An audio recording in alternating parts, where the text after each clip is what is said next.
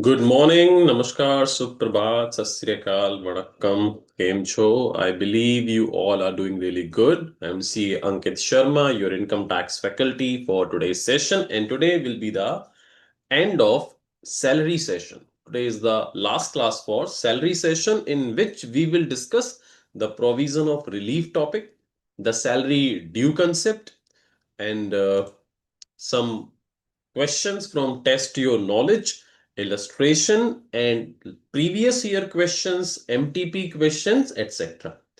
So I believe you all are studying very, very hard to achieve the goal of your life to become a chartered accountant as soon as possible, students. So let's get started with the good morning wishes from Mr. Linga. Good morning, Adil. Good morning, Neeraj.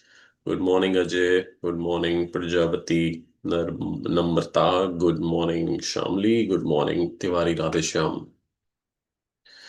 Harivansh, good morning. Nisi, good morning. Prerna, good morning. Satish, good morning. Navneet, good morning. So I welcome you all in our today's session. And in the last session, we have discussed the provision of provident funds, that annual accretion concept we have discussed. We have also discussed the provision of car perquisite, interest-free loan perquisite, and some small perquisite deductions provision under section 16. We have also discussed that in last session.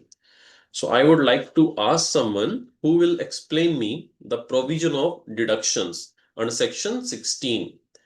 So there are three deductions in case of the optional tax regime, but in case of default tax regime, there would be only one deduction allowed. So who will tell me the deduction provision, what we have discussed in the last session? Let me see. Is there anyone who wants to discuss that deduction provision with us? Prerna raised her hand. Yes, Prerna, go ahead. Kind Uh, Good morning, sir. Good morning. There are three type of deductions. Standard deductions.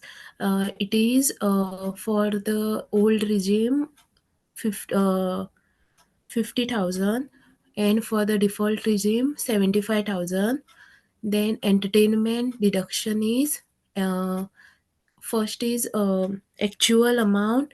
Second is the 20% of the salary, basic salary, and third one is rupees 5,000, and lower is deducted, and the third deduction is professional deduction. It is maximum 2,500 per month. Okay, it's not per month, it's 2,500. And can you tell me who is eligible to take the deduction of entertainment allowance deduction? Who is eligible to claim that uh, entertainment allowance deduction? who is out of the default regime. No, no, it's out of Okay. default regime, but there is a specific employee who only can get the benefit of standard deduction in respect of entertainment allowance. We have discussed that in case of only government employee. Other than government employee cannot claim the deduction. Moment employee. Only those can claim the deduction who is government employee. Very good. Well done, Prerna. Thank you so much. Okay, we have also discussed the provision regarding transfer of any movable asset. In the last class, we have discussed the provision regarding transfer of any movable asset. So now who will going to tell me the provision regarding transfer of movable asset? Is there anyone who wants to explain the provision regarding transfer of movable asset?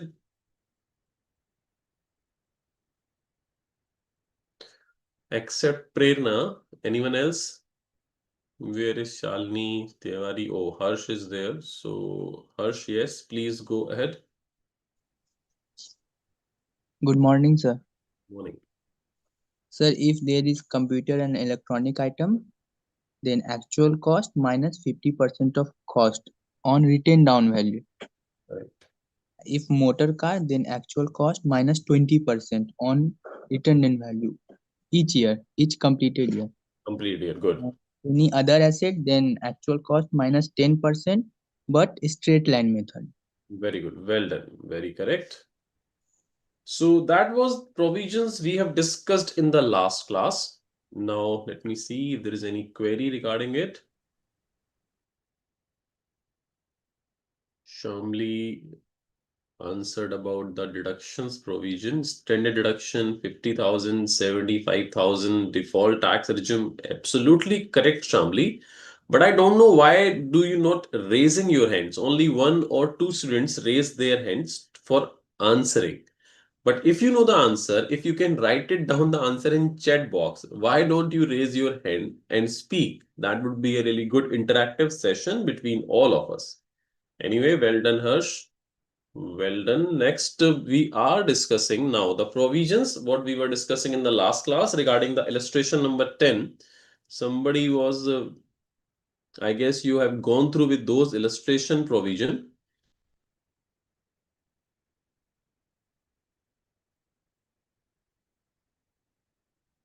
Today we will discuss relief provision, but before that relief provision, the illustration 10, what we have discussed in the last class was regarding this provision.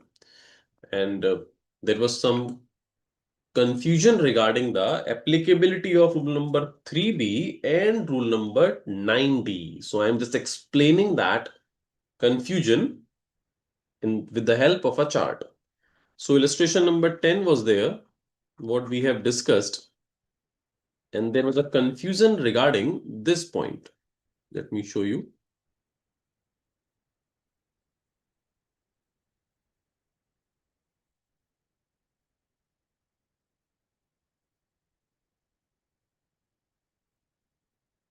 On page number 3.62, it was there.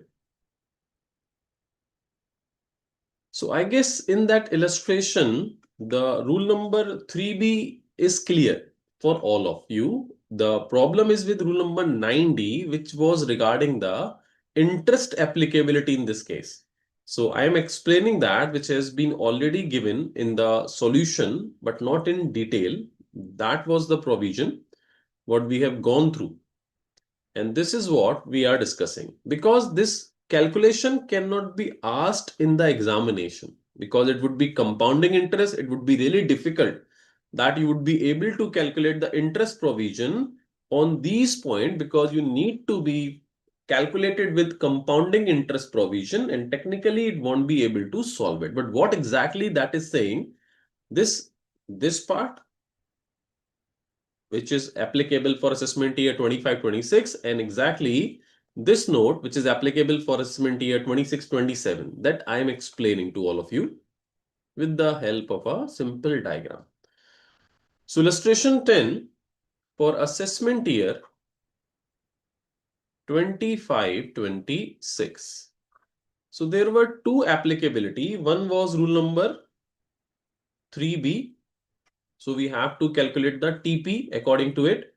And that note which has been given at the end of solution, that was regarding rule number 9B. So rule number 3B was what we have discussed, that is TP is equal to PC upon 2 multiplied by R plus PC upon 1, PC1 plus TP1 multiplied by R. So this is we have already discussed in the illustration number 10. Now this provision is related to those notes which has been given in the solution, and we are discussing what exactly meaning of these note. So it talks about that you have to find out the taxable interest. We have to calculate the taxable interest. That would be my taxable value, and the taxable interest need to be calculated on two values. First one, interest on excess payment, interest on excess contribution. So the interest on excess contribution, we have to find it out, and on which we have to calculate the interest. So point number 1 and 2 of that solution technically talks about point number 1 and 2. These are talking about the interest on excess contribution. We have to calculate the interest on excess contribution. And this is interest on interest. Interest on interest. Like tax on tax, it's like interest calculation on interest accrued. So the calculation of is both interest, but this is interest on excess contribution and this is calculation of interest on interest, which has been accrued in last year. Let me show you how. This diagram will actually clear your all doubt and you would be able to understand what exactly we have to calculate. Calculation is not there, but you should understand what exactly calculation we were talking. So the interest calculation on excess contribution, you have to calculate interest on 2,03,600. This was the excess contribution of previous year 23-24. So assessee contribute extra 2,03,600 in previous year 23-24. Assume it.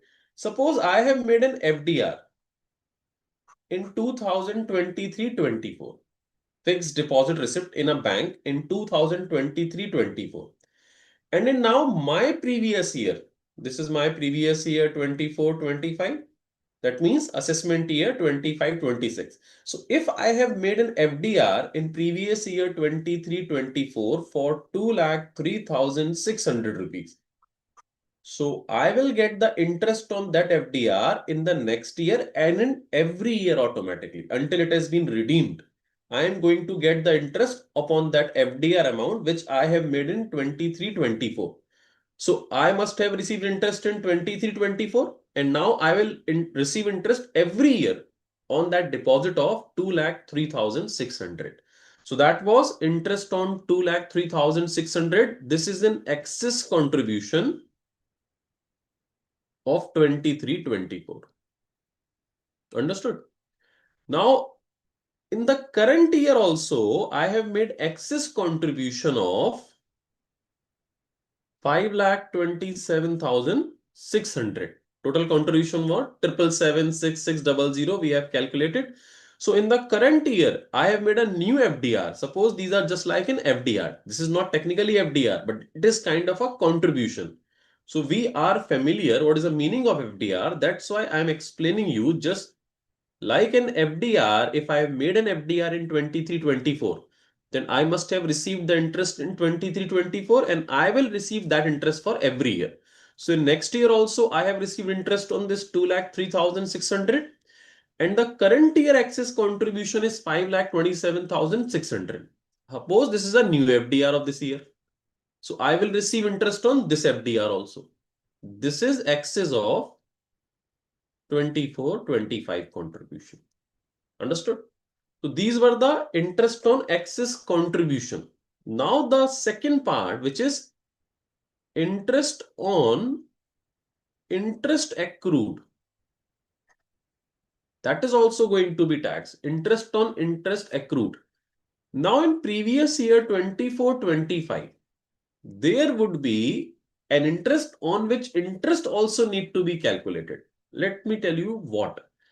In 23-24, there would be some interest also accrued, which has been taxed in 23-24. Just suppose interest is 20,000.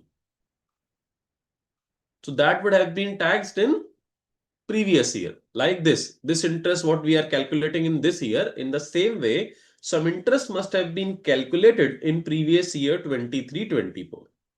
Understood? Now, this interest also the part of FDR. So technical my FDR total value would be 2,03,600 plus 20,000. That means 2,23,600 would be the value of FDR. Now on this value, technically we are going to receive interest in next year 24-25. So we just split this value. The principal value interest, we have to calculate the interest again, and this 20,000 rupees which has been just like an interest on that FDR. On this 20,000 also we will receive interest in current year. Understood? If you have made an FDR of 100 rupees in previous year 23-24. So you will receive some interest on it. Suppose the rate is 10%. So 10% would be the interest. So total FDR value would be 110 rupees. Now in the next year, you will get interest upon 110 rupees technically. But we have just split that interest into two parts. We have just mentioning that on excess value, which is 100, interest need to be calculated, and you have to calculate interest on interest accrued also of last year, which was actually 10 rupees. So this point is regarding the extra amount of interest which has been due in the last year on that contribution value. So that is interest on interest accrued. So it says interest amount on interest accrued. And which year interest would be there? Previous year 23-24 interest. So whatever interest has been calculated on the excess contribution of last year, upon that interest, we have to tax that extra interest accrued in current year also. So now when I'll show you the calculation for next year, you will understand what exactly happening. Now for the next year, that means previous year 25-26, or assessment year we can say 26-27. Now if I ask you what is going to be taxed at interest, so there would be again two part, interest on excess contribution. Now how many excess contribution would be there? Now there would be 3 excess contribution. The FDR which we have made in previous year 23-24, automatically we will get the interest on it, same value, excess contribution of 23-24. The interest on 5,27,600, which was excess contribution of 24-25, also we will receive. And the current year excess contribution, which is also 527,600. Interest on that would also going to be taxed in this rule number 90. Now, can you tell me interest on interest accrued? Now, for how or which year we need to be taxed in this case? Now there would be two accrued interest. One accrued interest on 23-24, which will continue. Interest amount on interest accrued on 23-24, and now one more interest will come into this category, and that would be interest amount on interest for the year 24-25, because whatever we have made a new FD in last year, 527 interest on that. So there would be some interest also which has been accrued, that suppose 50,000. So on that 50,000 also we will receive some extra interest. So that would form part of my previous year 25-26 taxability. Now interest cannot be calculated because contribution would be per month contribution. And on every per month contribution, that interest will accrue. And that accrued interest for per month would be a compounding interest calculation. So that cannot be possible to be asked in the examination. But yes, they can ask what interest extra need to be taxed under rule number 90. So in the 90, the current year excess contribution interest, the preceding year excess contribution, and the preceding year accrued interest on interest, that's going to be taxed as per rule number 9D. So now you can see in previous year 25-26, there would be 5 interest taxability. So I can show you the solution. Exactly that is going to be happen. That was 25-26, 3 contribution taxable. Now in case of assessment year 26-27, you can see employees excess contribution interest, employee excess contribution, employee excess contribution. This is current year, last year, preceding to last year. And 2 interest accrued on interest is going to be taxed. Interest accrued on this value of 23-24, interest accrued on this value 24-25. I hope it's clear now.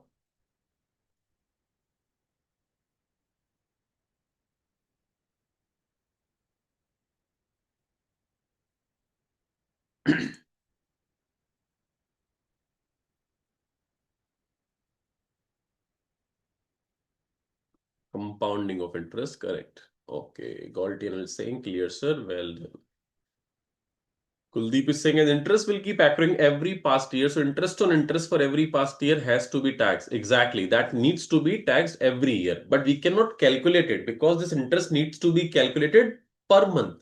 Because excess contribution would be per month contribution. So it would be almost impossible to calculate it without the help of software or computer or other things. So that would not be asked the calculation in the examination, I believe. Okay.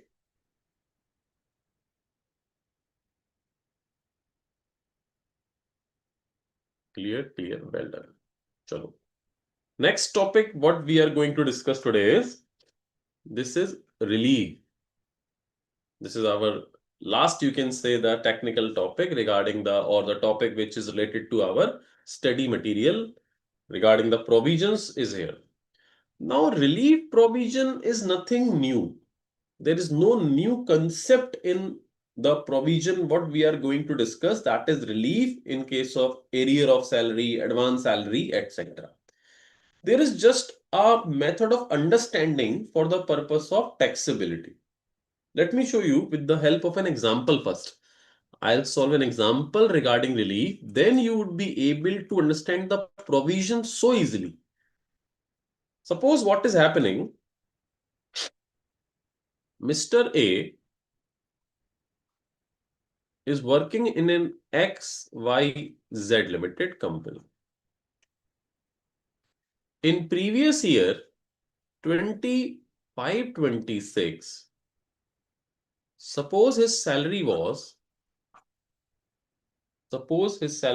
only 90 rupees.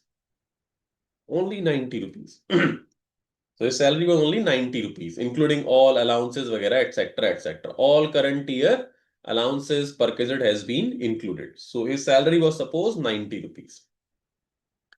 Now suppose he received arrear of salary.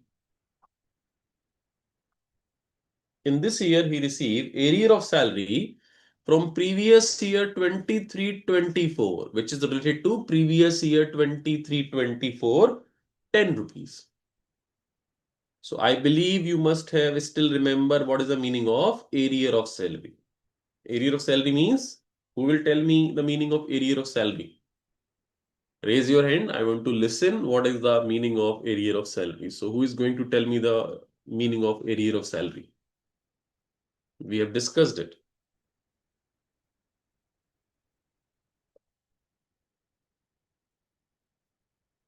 Anyone who will tell me the meaning of arrear of salary? Raise your hand. I want to listen it. Do not write it down in the chat box. Dhanlakshmi wants to tell. Okay, Dhanlakshmi.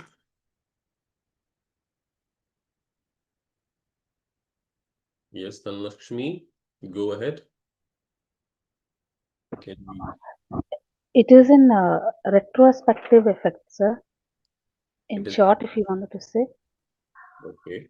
it is of retrospective effect. Fine. Okay. So Galtian also wants to tell. So you please tell with the help of a small example, Galtian.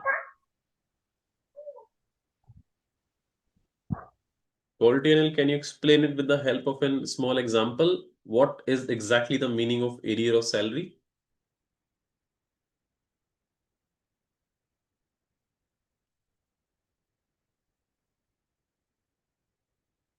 Good morning, sir. I'm audible. Yes, yes, you're audible.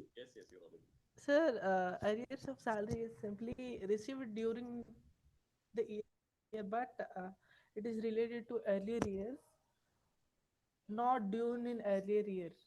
Like, Correct. Which has not been due in the year in which it is related. So the amount of salary we are actually receiving in this year, but that is not related to our previous year. That is connected to some other year, but it has not been due in that year due to some reason. And now we are receiving it by because of retrospective effect. Well done. yes, sir. Okay. Now, if you understand the meaning of arrear of salary, then you will be able to understand what exactly this illustration or question or the concept of relief is there. So technically, when I say there is an arrear of salary of 10 rupees for previous year 23-24, then technically it means that this salary related to 23-24, it should be taxed. Technically, it should be taxed in that year. But because in that year, we did not know about that salary due to some increment, due to some court order, due to some other things. So we were not aware of that amount of salary is going to be taxed in 23-24, but due to retrospective effect, due to any judgment which has been effective from back date, now the salary arrives. But because salary is related to 23-24, but when we came to know about it, we came to know about in previous year 25-26 when we received it. So technically, this arrear of salary should have been taxable in previous year 23-24. But when we came to know about this thing in previous year 24-25, so now I cannot tax it in previous year 23-24. Why? Because we don't have a time machine. If I would have been available with a time machine mechanism, so what is the exactly thing? What is the correct manner of taxability when we receive 10 rupees as an arrear of salary of 23-24? So what should be the exact or perfect way of taxability? If I would have a time machine, I would go into that time machine. I'll go back in previous year 23-24. I will tax that 10 rupees in previous year 23-24 salary and pay tax on it accordingly. And then I'll come back to previous year 25-26. But is it possible? No, because we do not have a time machine. So what we have to do, we have to tax that 10 rupees in our salary income of 25-26. So what we do, we tax that 10 rupees in our salary of this previous year. Now suppose the tax rate is 15%. So I have paid 15 rupees tax on my salary income of this year. So when it happens that in the year of 25-26, we are taxing an income which is related to arrear of salary, which is related to preceding year 23-24 income. When it happens, assessee objects. Assessee say this is injustice. मेरे साथ injustice हो रहा है. This is wrong. Department say what is wrong in it?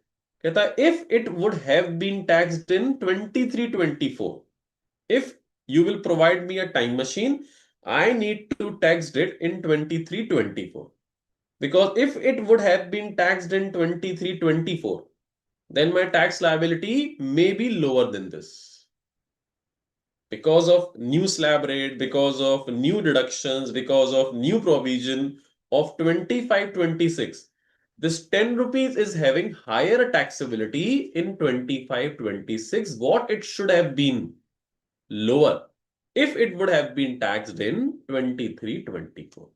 So Assassi was saying it is injustice, and logically if you'll see, technically if you'll see, he's correct. Because that income does not belong to my this year income. I have to tax in this year because I don't have a time machine. So department says, okay, let me arrange a time machine for you. So department is going to arrange a time machine to find out whether he is right or wrong, whether he is correct that if it would have been taxed in the previous year 23-24, his tax liability would be lower. So how time machine has been arranged? With the help of provision of relief. So relief is nothing. It's a kind of a time machine, which if would have been available, so we can see what is right and what is wrong. So it's a time machine provision. So now, whatever assessee is saying that my 10 rupees taxability is higher because I have to tax it in 25-26, it should be lower if it would have been taxed in 23-24 or the year to which it actually relates. So department say, okay, let's find it out. Let's do the calculation. So what you have to do, you have to pay tax on 10 rupees in this year. Now, we will calculate the tax of previous year 23-24. You are paying 10 rupees tax in this year. Now let's see what was the tax liability of previous year 23-24. In which year that area should have been taxed. So suppose the previous year 23-24 salary was 80 rupees. And of course, arrear is not there because arrear we have taxed in this year. So what exactly must have happened as per time machine? If you'll go in 23-24, how Mr. A must have been paid tax upon his normal salary income. Suppose salary income was 80.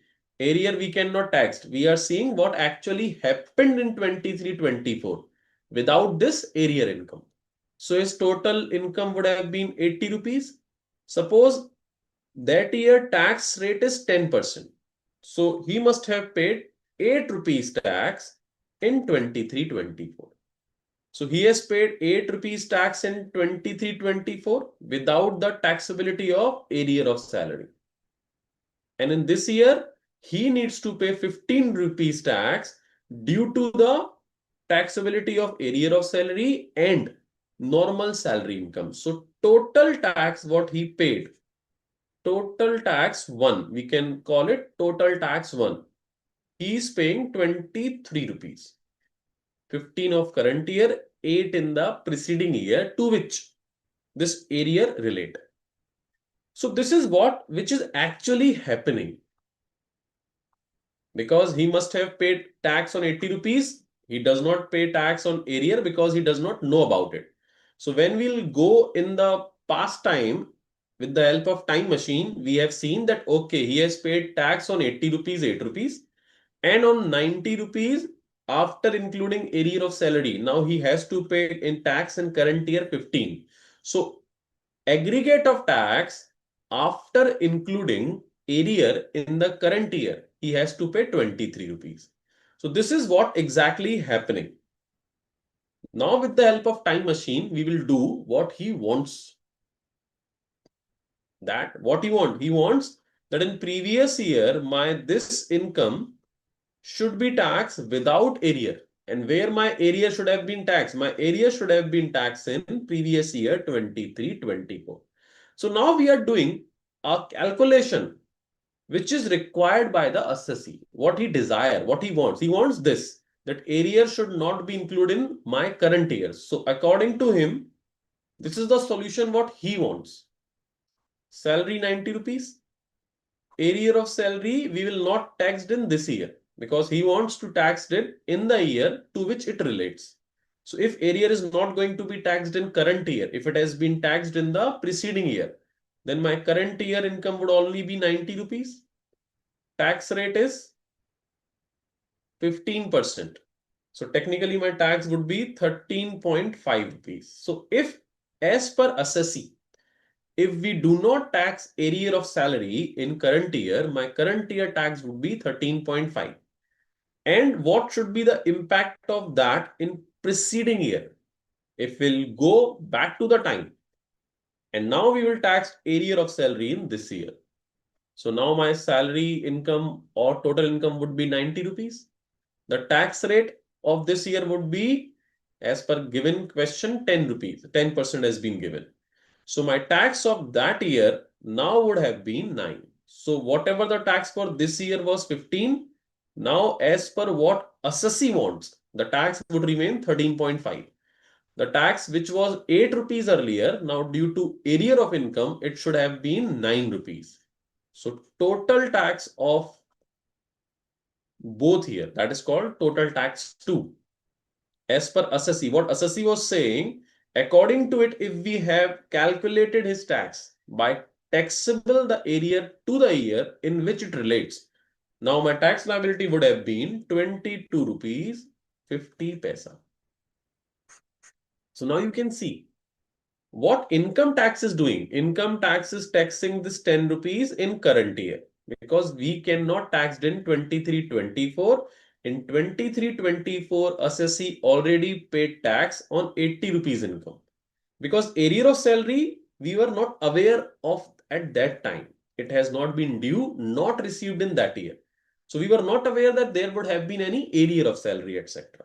So my tax would have been 8 rupees, and due to arrear of salary taxed in current year, my tax would be 15. So the aggregate of tax, what we are paying according to the income tax provision, would have been 23 rupees. Now assessee say this is wrong. You should tax my arrear in the year in which it relates. Technically, it is correct. So department say, okay, let's recalculate your tax liability as per the requirement, as per the willingness what you want.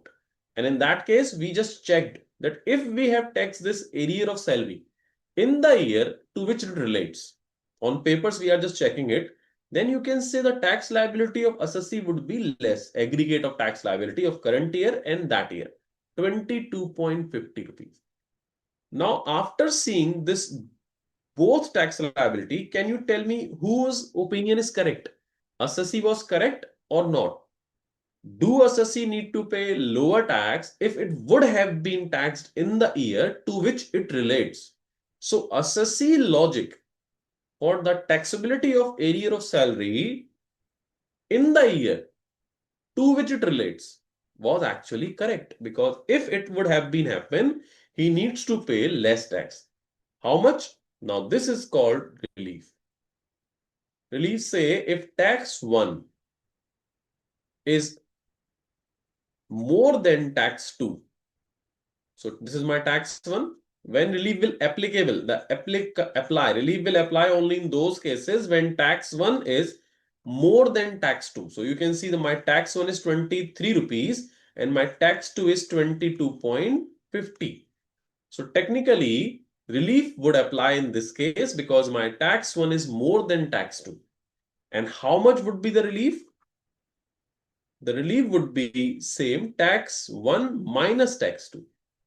The excess tax you have been paid, that would be work as relief. So 0.50 rupees would be the relief in this example.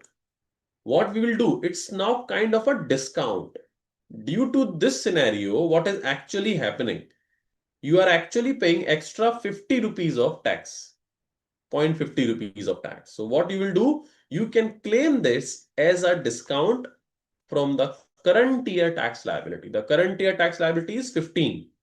So out of previous year 25-26 tax liability, whatever you have calculated, 50 paisa or 0.50 rupees tax would be reduced. Your current tax liability would be 14 rupees 50 paisa. Understood? As per assessee requirement, if we will check, so there would be advantage of 0.50 rupees. So that advantage we need to give. Understand one thing, we cannot tax it like this in real because this previous year 23-24 has been passed on. We cannot go back and tax it. But the loss assessee is suffering or the higher amount of tax which is assessee needs to pay, we can give that benefit to the assessee. So out of this 15, we have reduced 0.50. So aggregate tax of current year now 14 rupees 50 paisa. So now you can see the total would be same. 1450 22.5, and if we taxed it as per assessee want, the tax would be automatically 22.5. So the excess we are paying due to this taxability of arrear of salary in current year, the excess would be allowed you as a discount. Suppose if reverse happens, suppose if the total tax of tax 2 is 24, this is 23, suppose this is 24, then there would not be any relief because tax 1 would not exceeding tax 2. But the good news is you do not need to pay extra tax. Suppose this is 23 and tax 2 is 24. So now this is not more than that. It does not mean that you are paying 1 rupees more to the government. Government say the chapter name is relief. So if tax 1 is higher than tax 2, then you will take the benefit. But if vice versa happens, then we will not charge any other tax. The tax liability would remain only 15 rupees. We will not add 1 rupees into this. So in this chapter, assessee will always be in the gain. Either he will receive relief or no other tax needs to be applied upon him. So that is the concept of relief, and you can understand There is nothing new provision in it. I am not teaching you any new provision. I am just telling you a concept which arises due to taxability of area of rent in the current year instead of that year to which it relates. So we have to check it. We have to find out whether if it would have been taxed in the year it relates, will my tax liability would be lower? And if the answer is yes, the difference of that tax liability you can claim as a rebate. So understood what exactly rebate, or sorry, what exactly relief is. Relief is just to check, do I need to pay higher taxes due to the taxability of area of salary in this year or not? So we have solved example also in the notes and as well as in the study module. So that's why you can see the assessee is so happy because there is no loss. Either there would be a benefit or even if the tax liability is reverse, you need not to pay anything extra. Government will say, okay, no problem. We will not charge anything extra due to area of salary, etc. On account of area of salary or advance salary, the same thing happened with area of salary because in that case, we have to taxed preceding year income in current year. And that would automatically be the case. Same in case of advance salary taxable. Advance salary is reverse. Next year's salary, we have to tax in current year because we have received that salary in current year. So assessee will again say same thing. If this advance salary would have been taxed in the next year, my tax liability would be lower. So again, we will check like that. We will check that if this advance salary is not taxable in our year and if it would have been taxed in the future year, what would be the result? So the same thing would happen. Suppose where I have write it down 25, 26 and 23, 24. If that an example 23, 24. I've changed it to assessment year 27, 28. And the area of 10 rupees, suppose I have changed to advance salary. The solution would come the same thing. But generally, advance salary question did not ask in the examination because in that case, the future provision need to be there. We should know the future taxable rates of income, the future concept, which is not yet has been discussed. So generally the question, if there is a relief question would be there, the area of salary concept would be there. But let me tell you, the provision would remain the same, but the future rate of taxes must have been provided in the question for calculation of relief in case of advance salary. So, Aditya, you want to ask something? I guess. Let's see. Past year accrued. Okay, correct. Area of salary means, okay, 10,000 income of previous year 24-25 on retrospective basis. Correct. Using PV annuity factor, we can do that, sir. No, it is not allowed under Income Tax Act. Like different changes might take place, the rate of tax, new cost of living, etc. Of course. So we cannot use the PV factor in this case. There is no PV factor rule in our income tax. So in this case, sir इतना calculate करके 50 पैसा ही बचा यार. That was just an example. I have not taken the huge value because that would create confusion. So a 10 rupees or 100 rupees example would make the concept clear that actually we are not doing anything. We are just calculating tax, including area once and excluding area once in the current year and same in the year to which it relates. And we are just checking it out whether the taxability of area to the year to which it relates would be beneficial or to tax in the current year would be beneficial.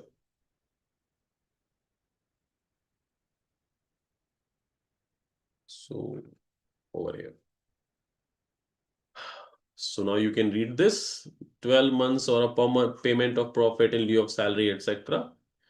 On account of family pension, no relief at a time of VRS, etc. So if you have taken the benefit of VRS termination of services, then you cannot take the benefit of relief. Even for the purpose of examination, I believe area of salary concept is only relevant for the purpose of relief. That is only discussed in the study material also, the question related to area of salary. Now I have made these provision language simple for you. So you will understand what exactly we have to do. If an individual receive any portion of his salary in arrear or advance, or receive profit in lieu of salary, he can claim relief under section 89, read with rule number 21A. So when arrear or advance salary received, in this case, 2-year information will be provided, or it would be more than 2 years. Suppose in the current year, I am receiving 2 preceding year arrear, 23-24, 22-21.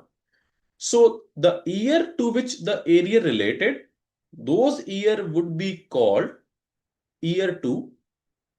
In the year it is going to be taxed, that needs to be treated as year 1. Whatever name you want to give, you can give. So generally there would be 2-year information provided in the question, and we have to calculate tax previous year 25-26 after relief, because arrear will be taxed in our current year 25-26. So tax need to be paid in current year. So we will find out that relief and we will reduce that relief from our current year tax liability. So year 1 we have named the year advance or arrear will actually receive. That means my previous year.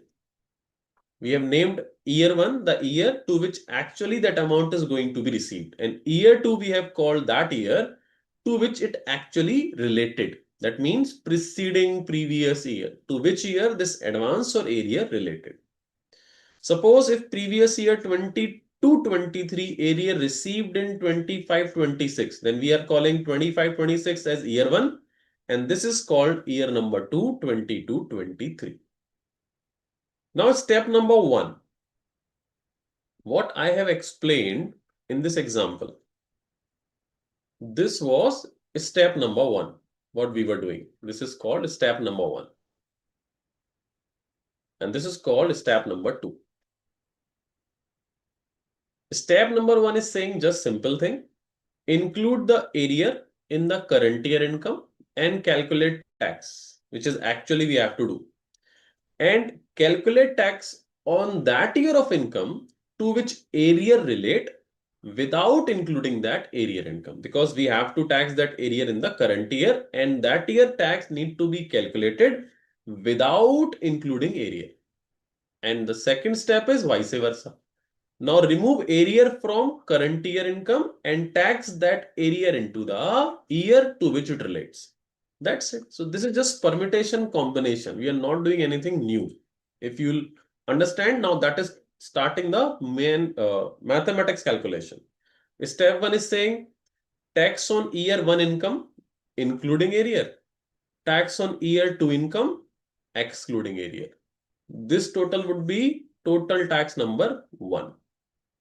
Step 2, now tax on year 1 income excluding arrear, tax on year 2 income including arrear. Aggregate would be called tax number 2. And it's done. Relief we will get if total tax 1 is more than tax 2. If vice versa, there would not be any relief, there would not be any extra tax also. If tax 1 is more than tax 2, then step number 3, relief is equal to tax 1 minus tax 2. What we will do? We will reduce this relief from total tax of previous year 25-26. So you can claim it's like a discount from previous year 25-26 relief income. Here is an example. This example is also here. And one more example in the study also, which has been given. You can also try that. Now let me explain you this example only the way you should understand it. Otherwise, solution is there. You can try yourself. So previous year 25-26 salary is 6,17,000 and 20,000 arrear we received for 24-25. Okay. Salary of 24-25 has been given 5,40,000. Deposit in 24-25 1,500 and previous year 25-26 10,000 in PPF. So we can claim deduction under section 80C. You have to calculate relief under optional tax regime. तो करना क्या है वो समझो. Step number 1, what we need to do? We need to include arrear in current year income and calculate tax accordingly. And in the previous year to which this area relate, we have to just take the income without area and need to calculate the tax. The tax is coming 0 because it is less than 5 lakh. So due to rebate, the tax liability is 0. Now step number 2 say just do the reverse thing. Now calculate tax in current year income without area and calculate tax in the preceding year income including area. So you will see now the tax is 24860,14770. My tax 1 is 29020 and this tax is 0. So my tax 1 would be remaining 29020 and my tax 2 would be total of these two. So that would have been 39630. So you can see no relief as tax 1 is less than tax 2. So there would not be any relief. And the current year tax would be 29020. You know what this explain? It says if you are taxing your area in current year and not taxing it into the year to which it relates, you just need to pay 29,020 rupees tax aggregate on both year. But if you will tax your area into the year to which it relates, then your combined liability of both year tax would be 39,000. And you can see it's almost 10,000 more rupees. So it's better not to try the relief concept, only stick to the normal concept and pay tax accordingly. You can try this question illustration. If there would be any issue, we will discuss it in the next session, which would be on 18th, I guess. Understood? An illustration also given in respect of this. You can try that also. Mustafa Muzir, rebate under section 87A and relief under section 89. Exactly. Navneet is saying, Jash Agarwal is saying, I want to join Sanket sir live session, but please send this query to the board of study. They will definitely help you. Please mail that. Okay, Jash? So, sir, I have a doubt that in case of annual accretion, interest will be computed only on employees' contribution over 2,50,000. Yes, exactly. That needs to be done only on employee contribution axis. First, compute tax on salary on current year with interest. And without it make their difference, second compute tax on arrear salary on their respective assessment year difference between. Exactly, that's what we need to do. So relief is nothing, it's just like a calculation, like a permutation calculation. Once you need to check by include that arrear into current year income and excluding it from that year to which it relates, and then do the vice versa. Employer contribution interest concept is not there. We have to calculate only employee contribution excess provision under rule number 9B. Okay, students? Sure. So that was the relief we have discussed. Now, before moving on to some concept like range of salary, and before moving on to some illustration from MTP, test your knowledge and previous year questions. The last concept of salary is this, what we are discussing. Generally, the salary will be given in question like this. That basic salary is, you must have seen all the illustration you have tried. The salary is like this, 40,000 per month. Please pay attention to this concept, what we are about to discuss. In the salary question, this is very important that your basic salary calculation should be correct.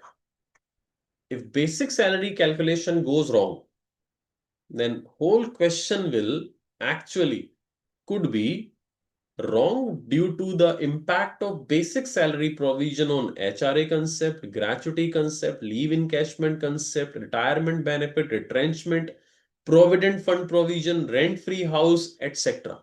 So basic salary correct calculation is utmost important in a salary question. So when basic salary has been given like this 40,000 per month, 50,000 per month, it does not make any problem, you can easily calculate that. And the question you have solved, you must have seen that calculation of basic salary was so easy. That was no problem in that. But there could be a kind of question.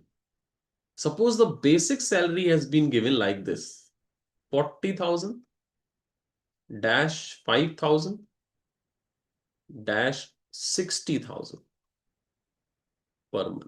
If the basic salary per month has given like this, and there would have been a date. Suppose from 1st November 2023, the assessee has joined in a company with this basic salary. This information is given for the purpose of calculation of basic salary. Now, what is the meaning of this range salary? That's called range salary. This range salary means that salary would be 40,000 per month from the date which has been notified in the question. That means that assessee salary is 40,000 rupees per month from the date which has been given in the question. 1st November 2023, and exactly after 1 year. This is called increment. Exactly after 1 year from the date which has been mentioned in the question, it would increase by 5,000 rupees per month. So now from 1st November 2024, the salary would have been 45,000 per month. And exactly after 1 year again, it would again increase by 5,000. So from 1st November 25, it would have been 50,000 per month. It will increase 5,000 every year until it reaches to 60,000. When this basic salary would be 60,000, it will not increase any further. It will remain 60,000 per month forever. So if this kind of basic salary has been given in the question, then we have to find the basic salary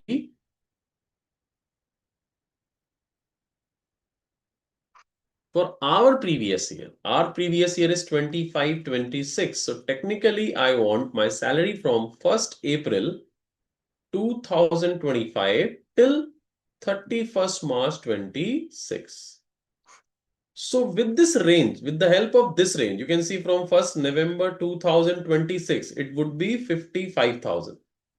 So for finding out the salary during this time duration, that is again a mathematical provision, we have to find out what should have been the salary on 1st April 2025. So what would have been the salary of April 2025 if this range has been given to you in the question? What would be the salary in April 2025? Who will tell me?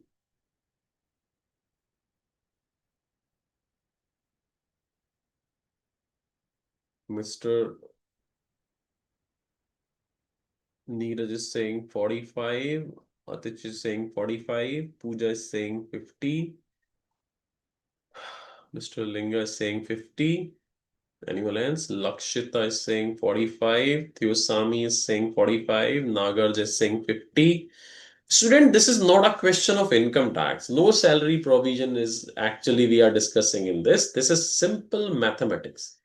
So I can expect correct answer from each and everyone. We just need to find it out that if this is the range which has been given, then what should be the salary in April 2025? If it was on 1st November, it was 45,000 rupees per month. And if it will change from 1st November 25, so April 25 would come before November 25 or after? Mr. Nagaraja is saying 50,000. 50,000 would be from November 25. And I am asking for April 25. So before November 25, it would be only 45,000 rupees. So in April 25, it would be 50,000, of course, 45,000, and so on. It would be 45,000 till October 25. From November 25, it would have been changed. So from April, May, June, July, August, September, October, November, December,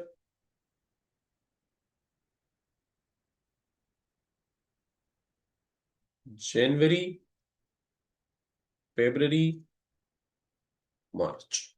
So from April till October, this will remain 45,000, and from November onwards, it will change. So till 45,000 into 7 months, and 50,000 will change from over here. So this kind of question already has been asked in the examination also. So please be very careful. If you will do a single mistake, your basic salary would be wrong. And let me tell you, if basic salary would be wrong, now you will not get anything in the examination, because that is the utmost important. It is just the foundation, the basic of full salary question. If it is wrong, almost all calculations you are going to do in the examinations are wrong in case of salary. Santosh is saying, great day, sir. Thank you, Santosh. Same question Santosh Das ask in every class. What are the questions we will get in examination? How would I know? The question would be on the basis of these provision. That is, I'm sure about it. So that would be my basic salary. And if I'll calculate it, it would be, students have gave the answer, Golti analyst saying 5,65,000. I am trusting on you students that it would be 5,65,000. I'm not calculating it myself. So that would be the basic salary in the question. Why it is important? Suppose the question says that assessee receive a rent-free house from October till March. October till March, that means for 6 months. Rent-free house is from October till March. So we have to take the salary from October to March, and 10% or 7.5% or 5% we have to calculate upon the salary. Correct? So now the salary would be from this till this time duration. That means 50,000 for 5 months salary and 1 month salary only on 45,000. So if you'll take the 6 month salary on the basis of 45,000, your answer would be wrong. Suppose they say rent-free house is only from April till July. That means for 4 months. So for those 4 months, we have to take salary 45,000 rupees per month. So that's why we have to understand that if it is a range-wise question, how many months salary is according to the previous range and how month salary according to the new or effective range. Understood?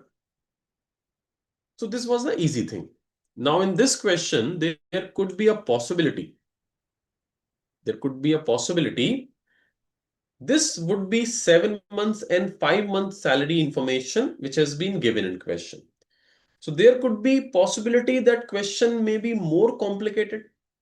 Different kind of situation could be there. That suppose rent-free house from December till March and house rent allowance was from July till October. So on the basis of that, you have to find it out how much salary we have to include for the purpose of calculation. And if I am including a certain month salary in this case, then we have to see those month basic salary may be different from other months. So that is very, very important to calculate the basic salary on the basis of these kind of range question.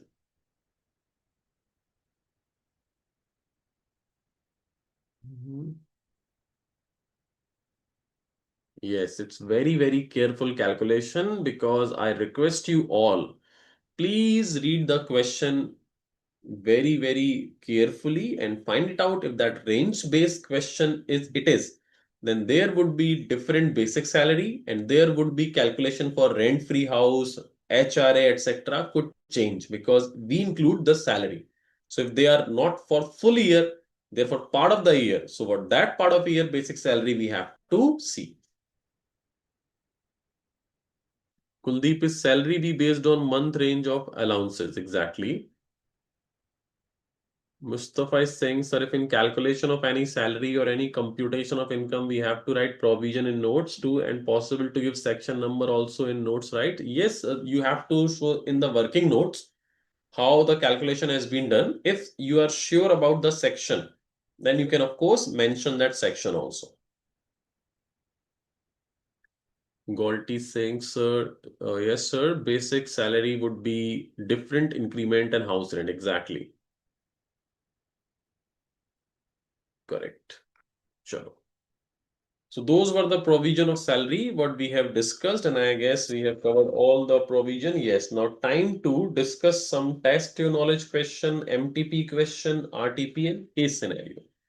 And as you are very excited to see the questions, those were asked in the previous examination. So we will discuss first of all previous examination question. Okay, just give me a minute.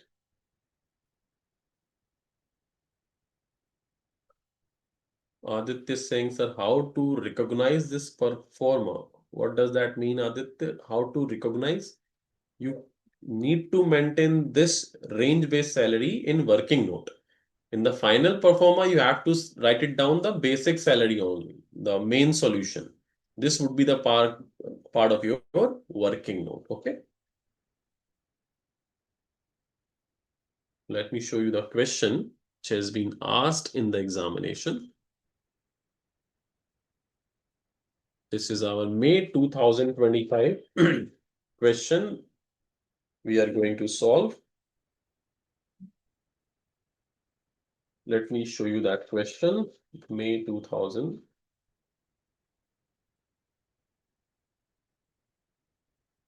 Question number 3A would have been there.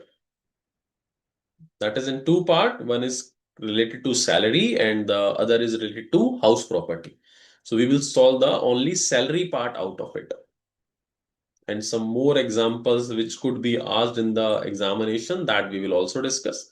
We will also discuss some test your knowledge question from your study material also, but I know you are very excited to see what kind of question is going to be asked in the examination. So this is the question number 3, which was consisting of 6 marks. And I believe 3 marks related to the salary provision and 3 is for house property information, which has been given in the question. So that house property part we will solve after the house property provision. This first paragraph of part A is related to our salary provision. This is for almost 3 marks. So you can read it. Let me see that is there any query. So can we have flow chart to rebate and deduction? I will upload salary chart today. I have made chart for rent-free house, car perquisite, provident fund provisions. A lot of provisions rebate charts are there. So I'll upload all charts today. But one is my request to all of you. Kindly go through chart, and if there is any confusion or if you see that the notes and charts are not correlated at any point, maybe some limit is not write it over there, and if you think there's any contradictory between notes and chart, then of course notes will prevail. So chart is just to help you. There could be a printing mistake, maybe I have checked it out, there is no printing mistake, but still if you find it anything confusing, you can ask me in the next session, or always the notes will prevail over the chart provision. Okay. Relief apply on all regime? Yes, it will be applicable on all regime. Harivansh is saying I have make a chart itself. Very good, very nice. I always recommend self preparation. Self charts are more helpful than the charts what I uploaded, etc. All chart done by myself. It well, sir. Yes, exactly. It is very good. Okay, so let's read the question, students. Excited to see what kind of question could be asked in the examination.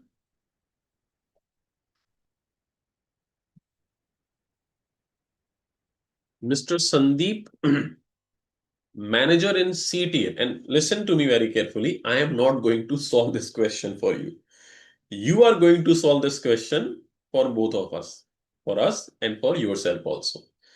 So technically, Mr. Sandeep, manager in CTL Private Limited at Mumbai, furnished following information for the year ended 31st March 25. So for solving any numerical nowadays, it's very important to find out whether it needs to be solved under default tax regime or optional tax regime. This is the first step to solve any numerical, whether it's calculation of tax, salary, house property, PGBP, etc., because provisions are different. Monisha is saying, sir, I have a doubt. What if salary is due on next month first date? Then this previous year salary of March will be accounted in next assessment year, April. Right, exactly, Monisha. That would be done like that.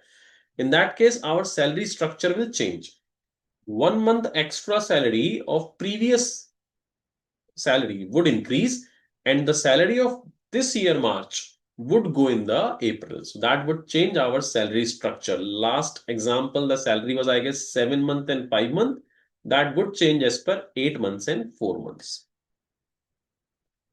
So this question needs to be checked whether need to be solved as per default tax regime or as per optional tax regime. And the question says compute the total income of Mr. Sandeep assuming he has opted out. That means we have to solve this question as per optional tax regime.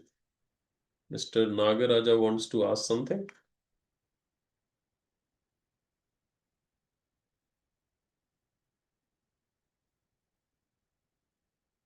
Nothing is mentioned now to we can take DTR. No, that would be mentioned in the question. Yes, if question is silent, then you can solve it as per default tax regime and you can write it down a note regarding it.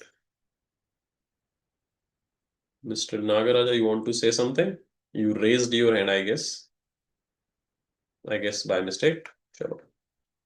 So that was the question. So Mr. Sandeep, a manager, the good information is there is no range salary has been given. So there is no range salary. The basic salary is 55,000. So first step is just to write it down, the basic salary. The basic salary would be in the question.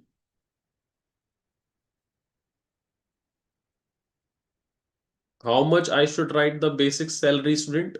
What should be the amount of basic salary? My first point.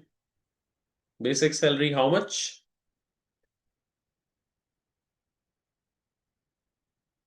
Look, I am not going to solve this for you. I have solved a lot of questions, a lot of chart for you, but now this is your time. You have to give me the answer of each point.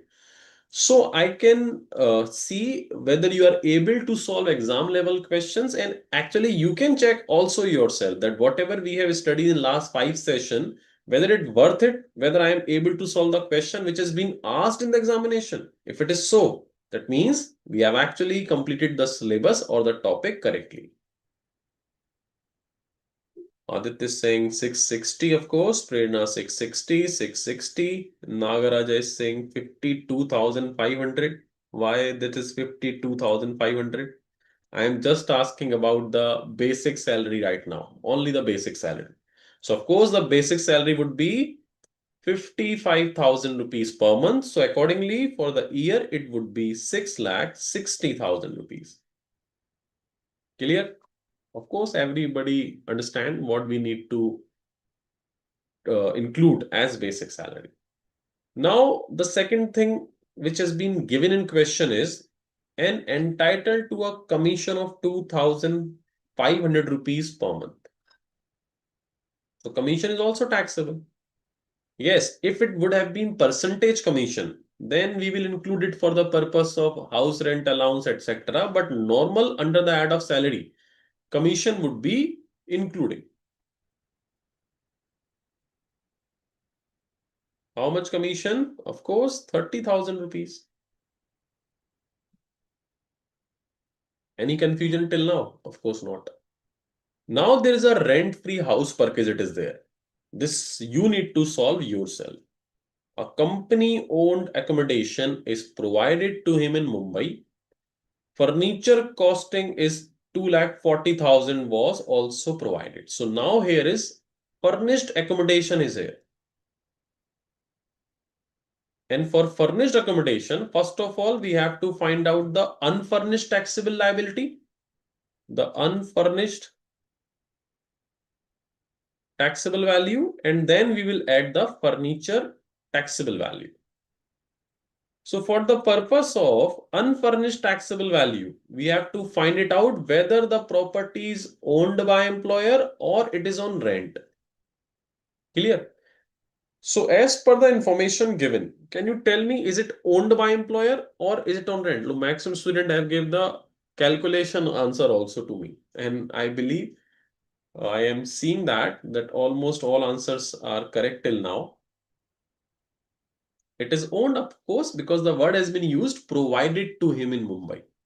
So that is owned. Well done, student. Very good. Very good. I really appreciate you are actually giving, all of you have given the correct answer, even without I am asking you what should be the perquisite value. So, of course, it is owned by employer. If it is owned by employer, our perquisite value would depend upon the population. And if it is Mumbai, what percentage do we need to take? It would be 10%. And 10% of salary. Now the question arises, what should I consider for the purpose of salary in case of rent-free house? It would be only 6,60,000 or it would be 6,60,000 plus 30,000. Now this is the main question. If you are able to find out the meaning of salary in case of rent-free house, then the solution is too easy, very, very easy. So you have to tell me what salary means in case of taxability of rent-free house. Before giving the answer, you should think about the provision. So do you remember what was the salary meaning we have discussed when we were discussing the provision regarding rent-free house? First of all, recall that provision. If you are able to recall it, then you will be able to answer the question correctly. If you are just going your answer without even recalling the provision, that is dangerous.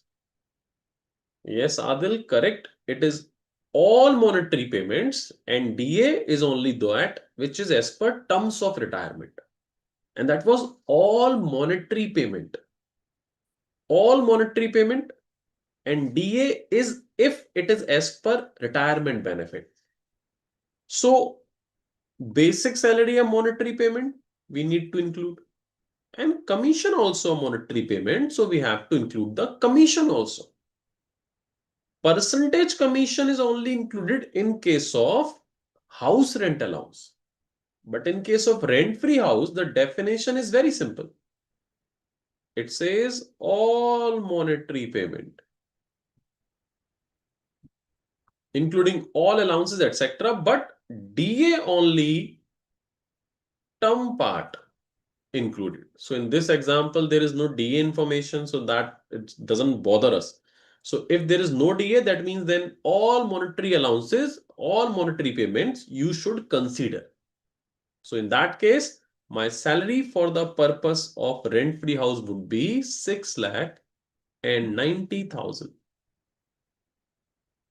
And because it's 6,90,000, the unfurnished accommodation value would be 69,000. Now the furniture. What is the provision for taxability of furniture? It is very simple. 10% per annum. So if it is 10% per annum, that means 24,000 is this. Total taxability of furnished accommodation is 93,000. Any problem to anyone in this solution till now? And let me tell you, I am not solving it.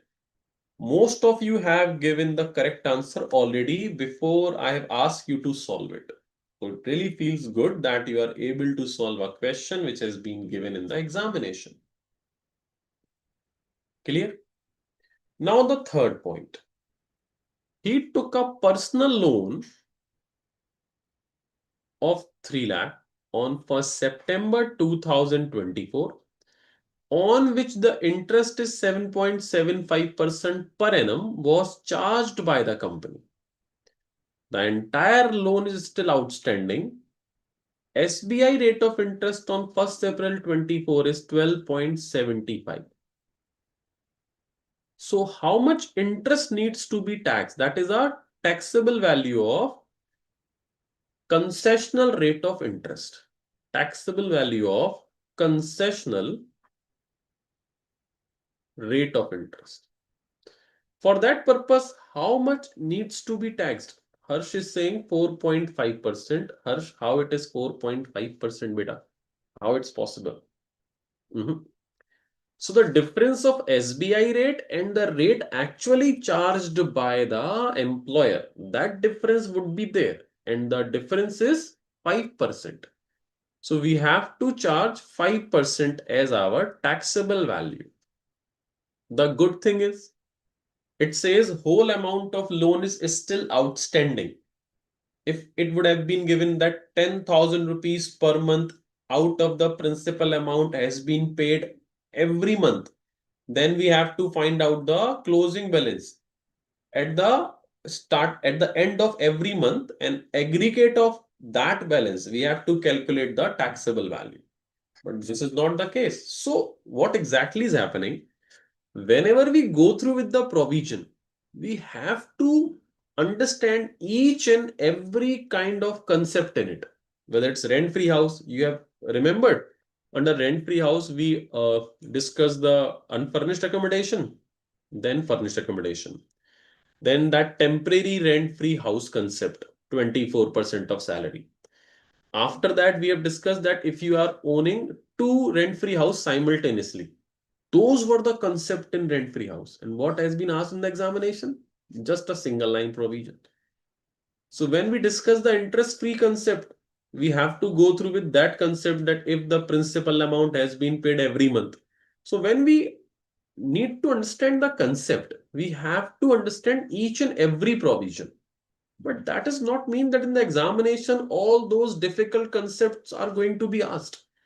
If in a single question, they will include rent-free house, gratuity, leave encashment, interest-free loan, retrenchment compensation, car perquisite. Suppose in that case, that question would be at least 10 marks weightage. And if it would have been 10 marks weightage, then what examiner will ask from other chapters? Like 15 marks is your compulsory questions. Then 10 marks weightage question is only salary. Then they have to frame question from residential status, basic concept, house property, PGBP, capital gain, income from other source, clubbing provision, set of provision, deduction provision, TDS provision, and return filing provision also, and ultimately the computation of GTI and TI. So what examiner will generally do, they make a single question that is compulsory question that is difficult, huge question. But the other question related to residential status, house property, salary, deduction, that would be like this. This is not easy. We are solving a 6 marks question. It is just because 3 marks related to salary and 3 is house property, but it is a 6 marks question. So when we go through with the provision, we are very, very confused that why these are so complicated. Do you think that illustration number 10 kind of question could be asked in salary point? That would be an individual 10 marks question. And that 10 marks question will examiner will ask you only for a single provision, or as an examiner, I will prefer to ask 10 different provision of salary, rent-free house, HRA for that 10 marks question. Understand?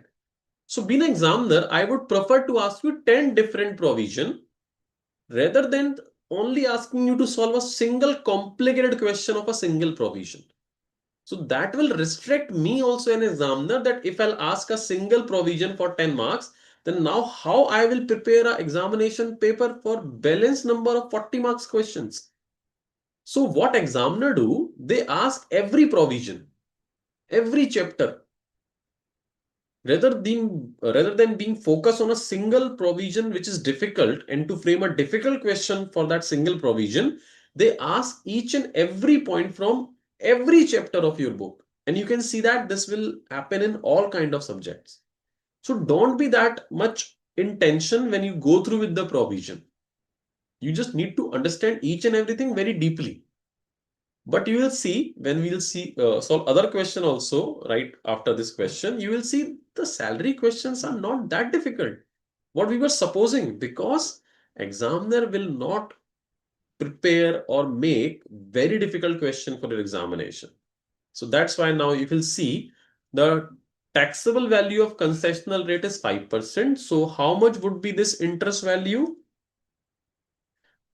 You just need to see one thing in this, that loan has been taken from 1st September. So the loan value is 3 lakh,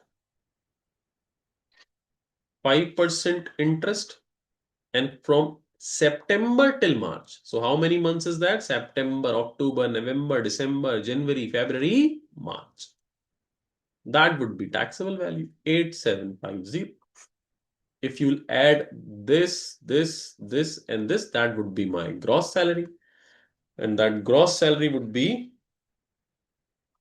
after that 50,000 deduction would be there. So my net salary would be 741750. That would be my answer. Look, we have take actually 10 or 12 minutes to solve this question because I was explaining a lot of things in this. But suppose if these 3 points you need to solve in the examination, it will not take more than 5 or 6 minutes. This calculation, these 3 marks will not consume more than 4 or 5 minutes of yours if you are aware of the provision what we need to apply. Basic salary, how much time it will take to write it down? Not more than 15 seconds. Commission, 10 seconds. Then furnished and unfurnished house calculation value would not take more than 1 minute in any case, and maximum 20 or 35 seconds to calculate the concessional rate for this loan. It's not more than 5, it would be finished within 3 and 3.5 minutes. So questions are not complicated. It's just the pressure of examination, that 3 hour, that classroom tensions. And before that, 10 or 15 days, when you are in a panic of CA examination. So do not bother about it. I can show you the whole paper is over here. And all provisions are like this. They are not difficult. Out of 50 marks, only 10 or 12 marks paper is difficult. Everything else is simple.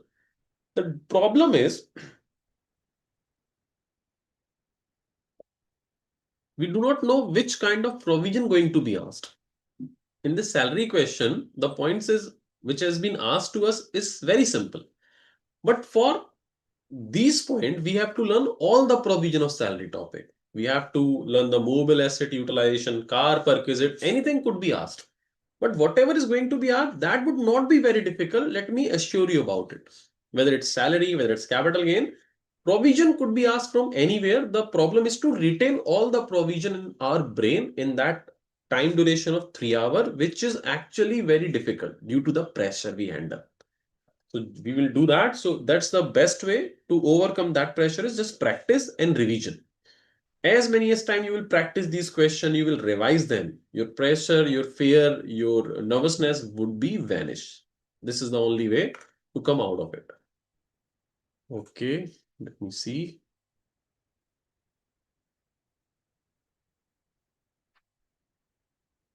Neeraj is saying, yes, sir, you have a point. I am teaching from last 20 years. I don't know how many students I have taught, but I have realized one thing, that institute is with you. Institute do not want you to solve difficult question. They just want one thing, that you should learn all the provisions. So there is no concept like selected studies. There are only one concept, that is comprehensive study. You have to understand the full chapter. Now you cannot do this thing. Like suppose if some student thinks that car perk is difficult, I will skip it. I will read all the other topic of salary, but I am going to skip the car perquisite. Now what happened? Suppose in the examination car perquisite has come for 2 marks.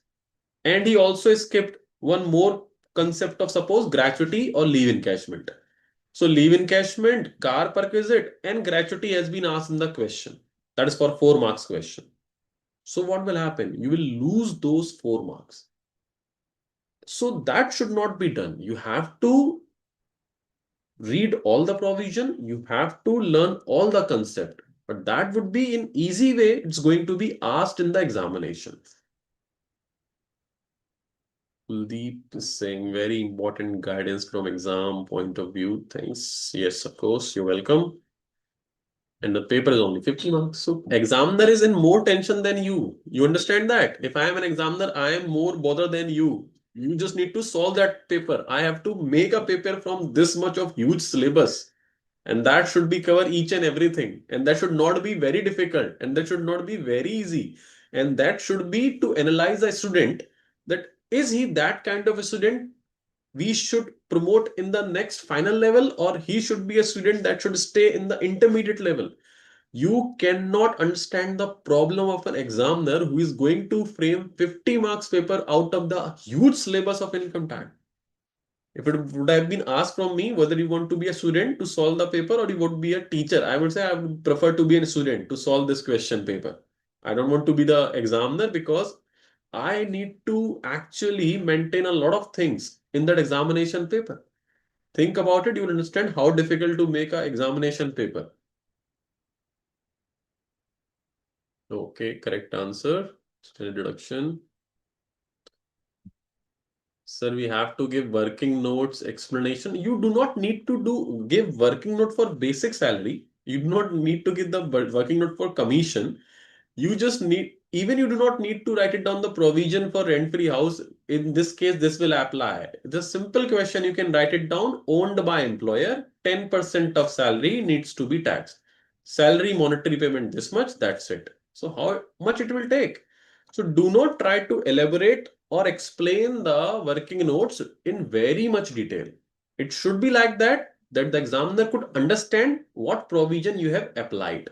For furniture costing, what do we need to do? Nothing. 2,40,000, 10% per month is the taxable value, 24,000. Same in case of loan concept.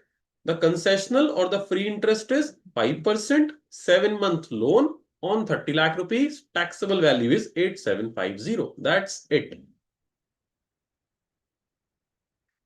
Navneet is asking again the question I always ask student not to ask. Sir, why SDs 50,000 as per optional tax regime? There is no answer of why in case of law. We have to follow it. Okay.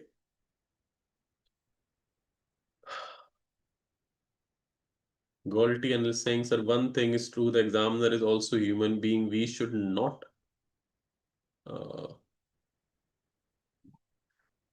what was that?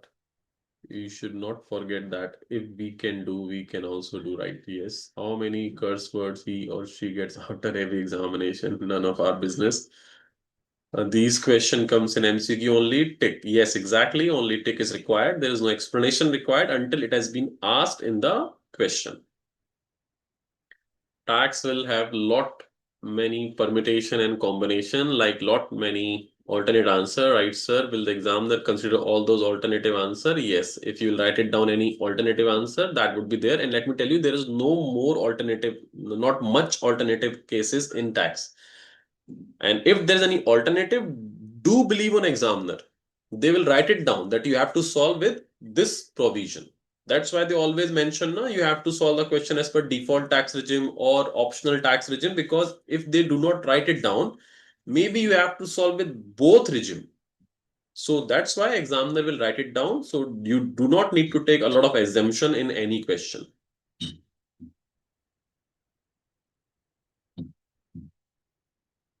So what should be the length of explanation working note? As I've explained you, do not need to explain a lot in working note. You can write it down just the way you or anybody else should understand what exactly provision you have applied. Yes, Mustafa, you are right. Mustafa, I will just give me paper. Don't look at to it. Just go to coast after it. Exactly. You just have to do your part best. Everything else you should leave upon your future or destiny.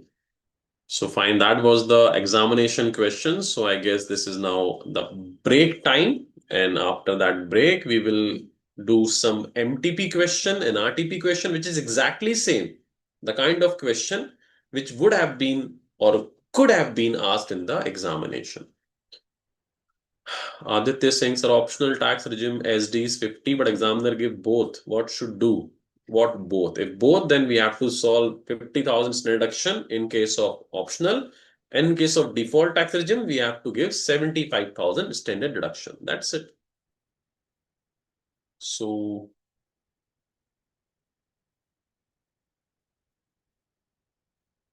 Nisarji, can we have a short break?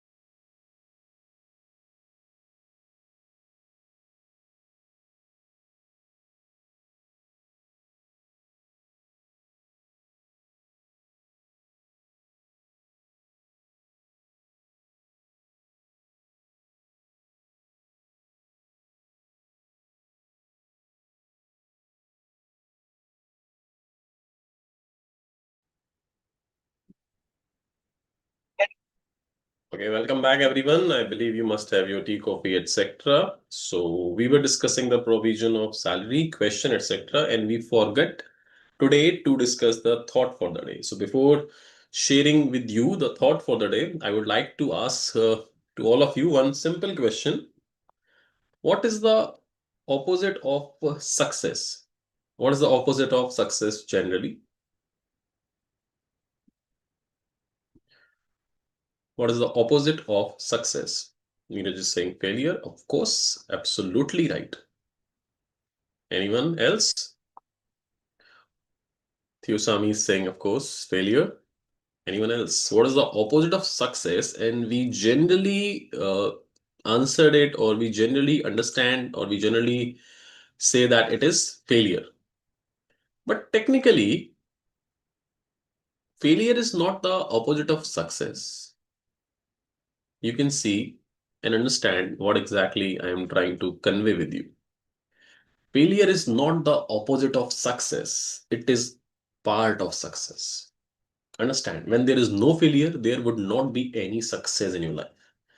So, whenever there is a journey of being successful in your life, definitely there would be some failure.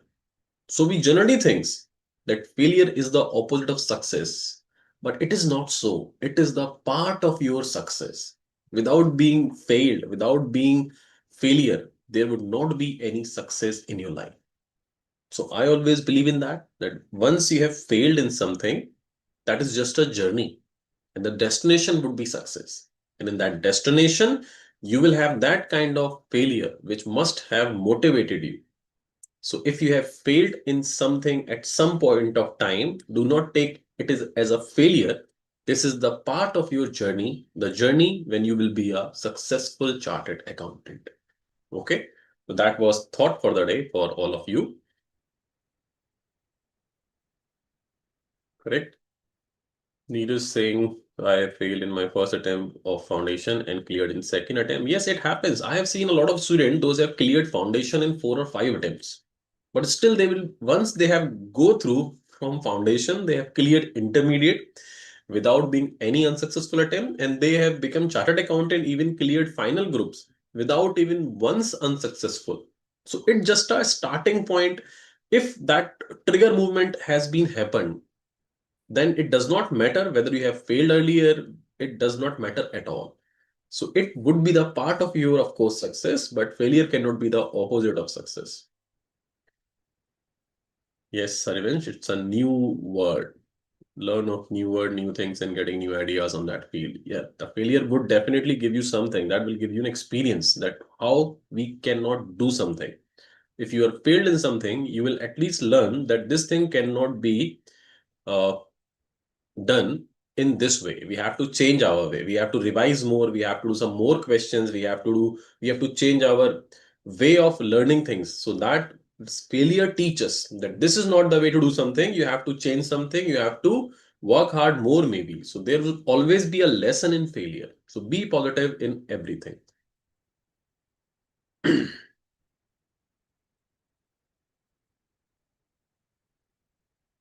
Exactly. Chalo. Moving on.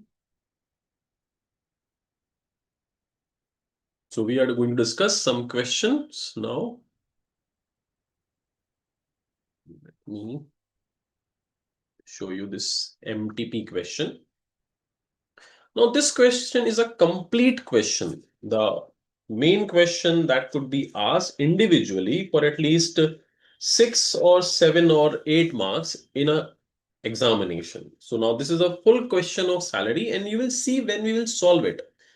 You will understand after the solution that salary or any topic is not that difficult, as I have told you that we have to go through with all the provisions when we go through with any section, any topic.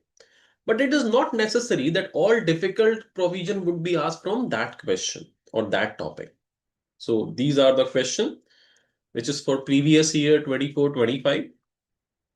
So only dates are different. For your examination, it would be previous year 25-26. But 25-26 MTP is not issued yet. So we are solving from MTP of 24-25. That's the year is only change. Everything else would be remain the same. Okay. So now Mr. Rishabh. So what we should do Firstly, before solving any numerical, we have to see whether do we need to solve it as per default tax regime or as per optional tax regime. And you can see it is out of the default tax regime, opting out of default tax regime. So we have to solve this question as per optional tax regime. First thing clear? Now let's read this question one by one. Basic salary 75,000 per month. And from 1st February 2025, basic salary increased to 85,000 per month. Because only in this year the increment has taken place. There is no range-based concept in this question. Only salary has been given in two separate range. From April till January, it would be 5,000 per month. And from February and March, it would be 85,000 rupees per month. So for 2 months, it's 85,000. For 10 months, it's 75,000. So total basic salary would be 9,20,000. Clear? So this point has been solved. This point has been solved. You can use this tick mark to see what point we have already solved in the question. Now third is dearness allowance. Dearness allowance, it says 50% of basic salary, 40% of DA forms part of salary for retirement benefit. That means 40% of DA is for as per terms. So I will write down DA, which is 50% of salary. That means 4,60,000. And out of this, only 40% is as per terms of employment. Always write it down, this information beside to this value, because for the purpose of calculation of HRA, rent-free house, provident fund, etc., we need only DA as per terms. If you will not write it down this 40% T, so maybe you are going to include full 4,60,000 for the calculation. So that would result in the wrong answer. So I have already told you this thing. When there is DA and commission, always write it down if it is per term or non-term. And if it is commission, always write it down percentage commission or not. So this is my DA concept has been done. Now you can see this is a perquisite. If you remember, students, during our class, I have asked you that please calculate all monetary payment first. The format we have discussed in salary part 1, all monetary payment you have to calculate first before including any non-monetary payments. It will help you to solve the question easily and it will save your time also.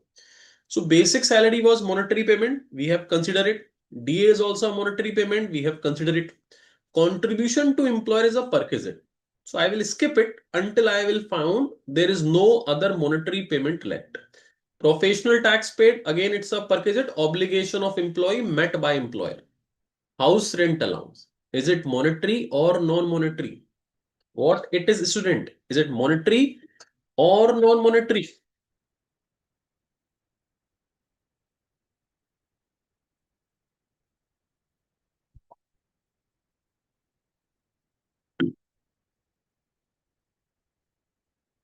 Of course, it is monetary because it is allowance. Allowance are always monetary. Correct. So we will solve this house rent allowance provision first. And now HRA. For the purpose of HRA, the provisions are HRA receive. Second is rent paid minus 10% of salary. And third is 40 or 50% of salary, because he is in Bangalore. So he will take 40% of salary. It has been mentioned. Okay. So the first point is HRA received is 16,000 rupees per month. You can see. So for the whole year, it would be 1,92,000. Second is rent paid. The rent paid has been given 17,000 per month. So it would be 2,04,000. And now we need to take 10% of salary. And what is the definition of salary for the purpose of rent-free house?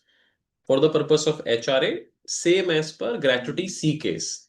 It includes basic salary, DA term and percentage commission on sale. So in this example, we have basic salary and we have DA term, but term part is only 40%. So we will take the basic salary, that would be 9,20,000. And 40% of DA would be 1,84,000. Fine. And we have to take 10% of it, 9,20,000 plus 1,84,000. 10% of it would be 1,10,400. So rent paid and 10% of salary. So the difference would be 93,600 rupees. So first was HRA received. Second value is rent paid minus 10% of salary. Now 40% of salary would be 40% of this value. That would be 4,41,600. This is my third value. Out of these three, lowest would be exempt. Clear? If this would have been exempt, then the taxable value would be received minus exempt. Universal rule, received minus exempt. So that will come 98,400. The HRA taxable value is 98,400 rupees. Any issue in this solution? If this kind of question would be an examination, that would be at least 6 marks. At least 6 marks. Now you can see, if a 6 marks question is there, what provisions are there? Basic salary, DA terms, HRA calculation. So we have done the HRA calculation part also.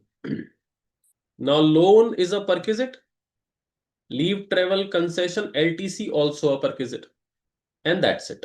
So all monetary payments we have considered. That was monetary, that is monetary, that is monetary. Now we can solve our perquisite one by one. So it's very important to mark whatever treatment we have done, because now we only left with these 4 points. So we will mark them. So we will not skip any point. We will not forget to solve any point. So contribution to employer recognized provident fund account of the employees 18% of basic salary. Employees also contribute an equivalent amount, 18% of basic salary, 18%. Okay. An employer contribute the same, an employee contribute the same. So employer contribution is 18% of basic salary. It has been specifically written down that 18% of basic salary is my contribution, not DA, nothing. So my employer contribution is 18% of basic salary. The basic salary is 9,20,000. So what is going to be the 18% of 9,20,000? That would be 1,65,600. This is my basic salary. If you are confused that why we did not consider DA in this, because as per Provident Fund salary, DA should be included, but that is not for contribution purpose. That is for 12% exemption. Because in the question it has been mentioned only 18% of basic salary has been paid. That is your choice that you are paying basic salary 18% or DA or not. Yes, for the purpose of exemptions, which says 12% of salary would be exempt. For that purpose, salary means basic salary, DA term, plus percentage commission on sale. So for exemption purpose, we will take 12% of basic and DA. That would come 1,32,480. So taxable value would be, in this case, 33,120. So we have calculated basic salary, DA, HRA calculation done, and then contribution of employer has been done. Solved. Professional tax paid 2,200, out of which 1,800 was paid by the employer. So we can claim the professional tax paid deduction under optional tax regime. After gross salary, there are three deductions: standard deduction, entertainment allowance deduction, and professional tax deduction. So this 2200 we can claim under optional tax regime in the deduction section. But out of this 2200, 1800 has been paid by employer on behalf of me. So that is called obligation of employee met by employer. If anything was your liability to pay, but employer paid that amount, so that would become obligation of employee met by employer. And this professional tax paid 1800 would be my obligation of employee met by employer. Now you can see I'm actually making working notes also. For basic salary, this is my working note. For DA, I do not need any working note. For HRA calculation, this is my working note. For employer contribution, this is my working note. For professional tax, there is no requirement of working note. So this has been solved. House rent allowance we have solved. Now point number 7 is for you. You have to tell me what amount do I need to tax in this case. Point number 7. Loan of 2 lakh rupees was taken from the employer on 1st July 24 for medical treatment of his brother, etc. Read it and let me know what should I tax in this case.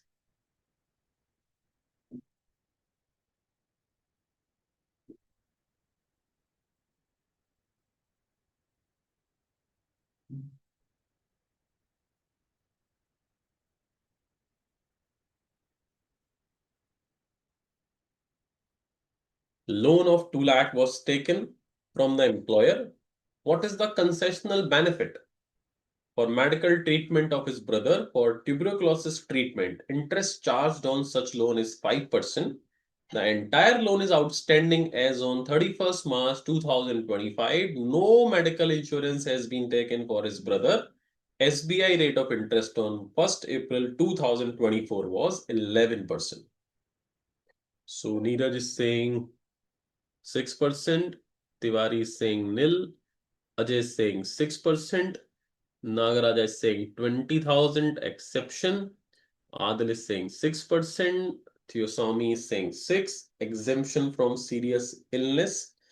Again, I have asked you multiple times, when there is any question, you have to recall the provision. If you are not able to recall the provision correctly, there would be chances that your answer would be wrong. So those are actually giving answer of 6%. I believe they are not able to recall the provision correctly, or they are not even recalling the provision because they have just seen this. Okay, this is 11, this is 5, so concessional is 6%. But if you will recall the provision correctly, there was exemption in case of medical treatment. If their loan has been provided for prescribed diseases, in that case, there would not be any perquisite. We have discussed it. There is 2 exemption in case of concessional loan or interest-free loan. If it has been taken for the purpose of medical, specified disease, no taxability. Or if the loan amount is up to 20,000 for any purpose, then there would not be any taxability. So the loan amount is 2 lakh rupees. So that 20,000 limit exemption you cannot claim. But yes, because it is for medical purpose, so there would not be any taxability. Interest concessional nil due to medical purpose. This is my working note. Simple. Just one sentence working note would be enough if you know what exactly that should be. As an examiner, I will understand, okay, she has write it down, he has write it down, medical. So he knows the provision. So it's not required that you have to write it down the full provision of interest-free interest-free or concessional rate of interest loan. No, it's medical perquisite exemption is there. That's why we are not going to text it. So what happened in examination? We cannot believe on this thing that there is a point of almost 6 line point is here, and we do not need to do anything. How it's possible? We have to do something. Why? Examiner is checking you whether you know the concept correctly or not. As soon as you will see the rate of interest 5 and 11, you will forget about the provision. You start applying 6% on 2 lakh rupees from July 24 till March. That is not the case. First of all, understand the question, the provision, the query, the instance, the case which has been given. Then think about and you can see everything we have discussed. We are not discussing the question I have prepared for you. No. In that case, I can do this. No, I can only write it down those points which I have taught you in the class. No, we are just taking the question from past examination, MTP, RTP. So you can see these are the provision which has been asked in the examination. This question also asked in the previous year. I guess year 22 or 21, there must be some year in which this has been asked in the examination. And you can see every point we have discussed. When I teach each and every concept of the study material. I do not teach you the selected points. I teach each and everything very deeply. So there would not be any provision in any question. You can try any question of your study material, test your knowledge, MTP, RTP, previous year question, case scenario. You will find out that we have discussed each and everything. Understood? So you just need to apply that. That's it. Now the last point, eighth number point. This is for leave travel concession given to Rishabh, LTC provision.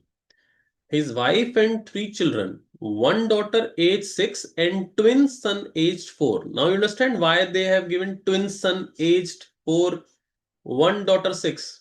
So question will automatically tell you that I am going to ask something related to the age, related to children. They will give you hints that this provision is going to be connected with the age and number of children. So question itself says something.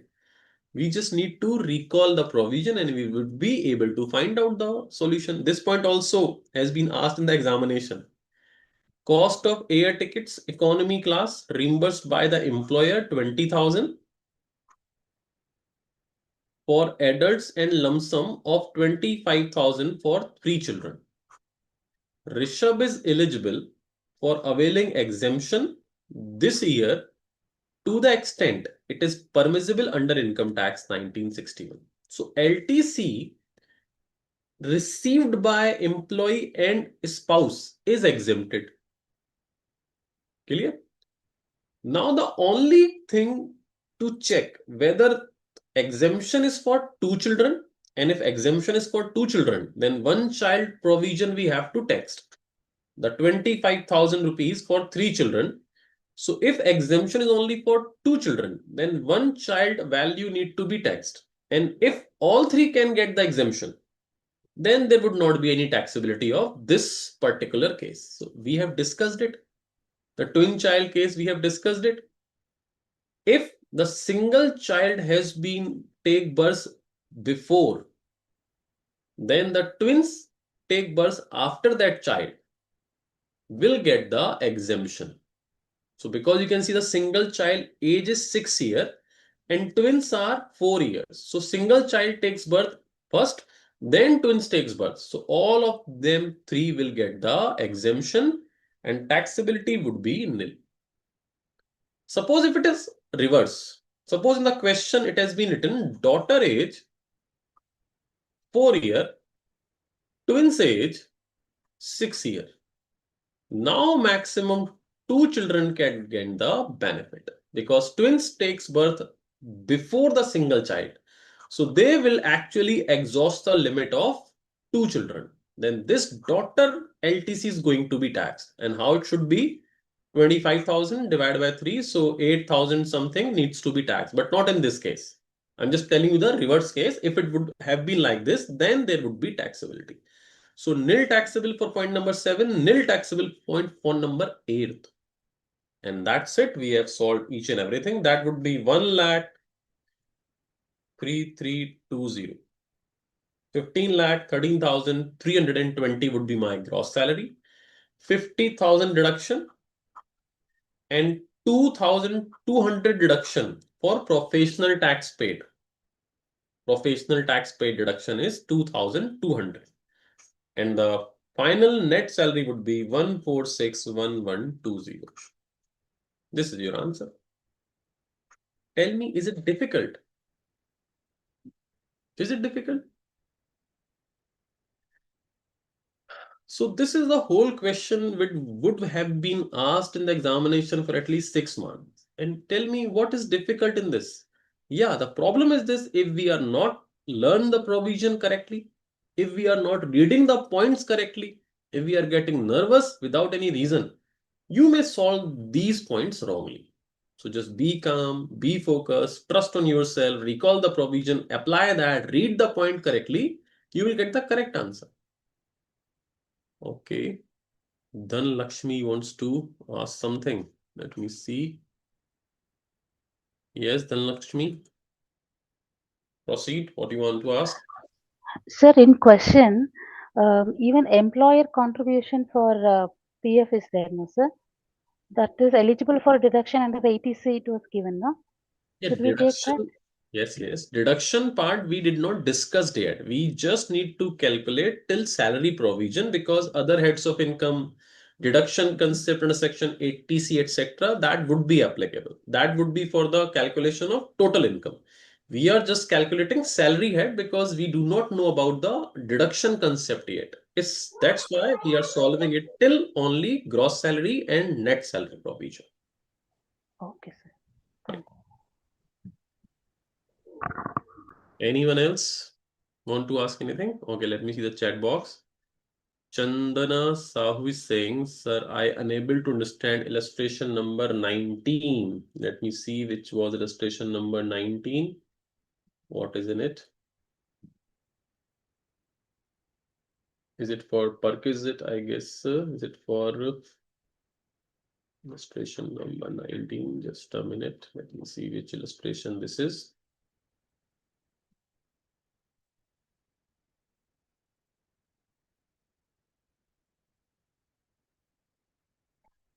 Is it on page number?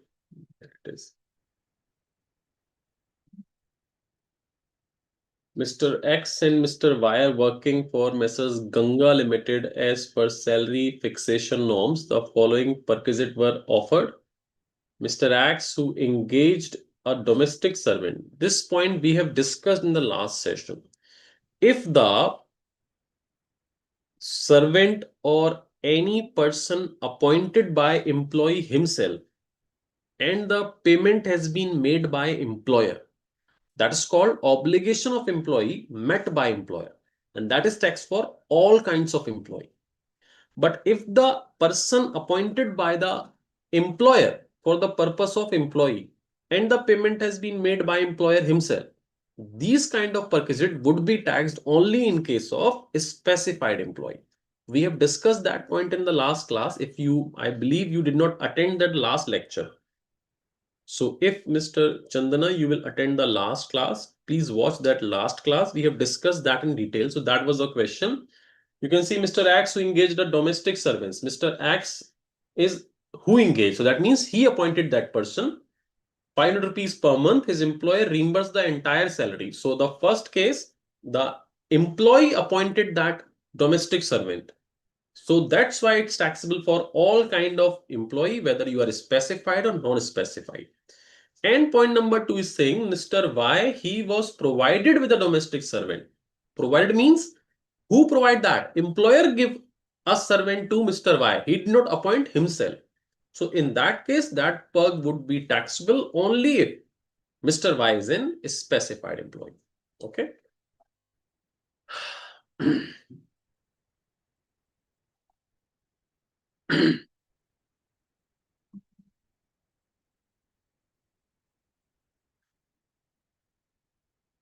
Question number 7 recap. I believe question number 7 recap. Which question you are talking, Mr. Nagaraja? 7 question. Is it illustration? Is it any question you are saying?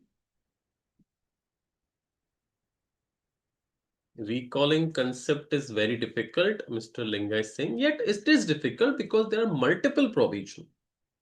But what if you just did not only just revised once, just try to revise twice or thrice the provision, you would be able to recall. With practice, you would be able to recall each and everything.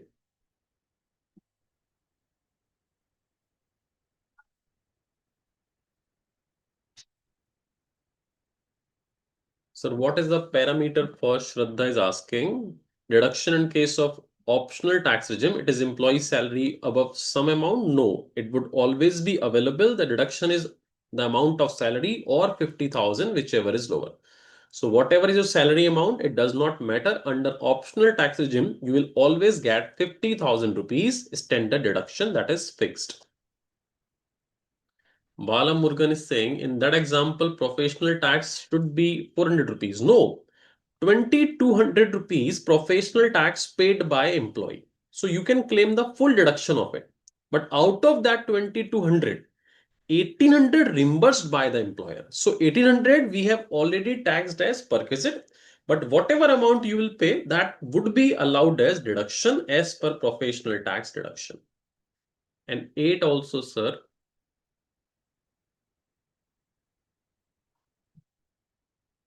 Yes, we have added 1,800 rupees above as a perquisite. So we have to reduce full 2,200 from the deduction. Aditya saying SBI contribution nil. Aditya, we have discussed that point. You might not be on the, I guess, the YouTube or you're not watching it because it's for medical facilities. So Mr. Navneet is asking a very interesting question. Sir, what if in case of rent-free house of government employees, he's asking license fees not given. How we will solve it? Not possible. You are not understanding. The person who is making this paper for examination, he is more smarter than you and of course all of you. So he knows if he'll not give that information, how you will be able to solve the question. You are asking something which is not exactly a question. And Arun Sagar is asking, good morning, sir. I have a doubt that is marginal relief apply when specified income added 111A, 112, 112A in total income? Yes, the calculation of tax would be as per normal provision.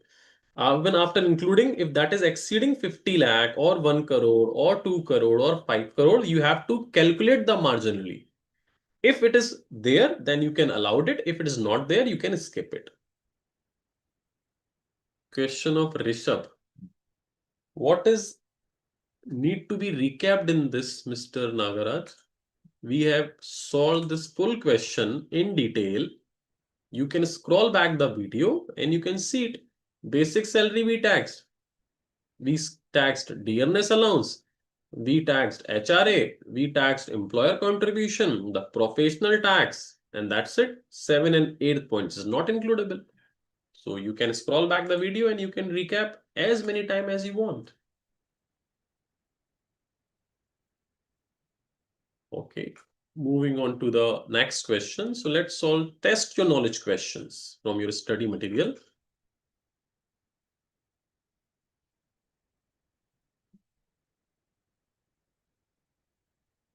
Illustration number 25 is for arrear of salary. For the purpose of relief, you can go through it, you can try it.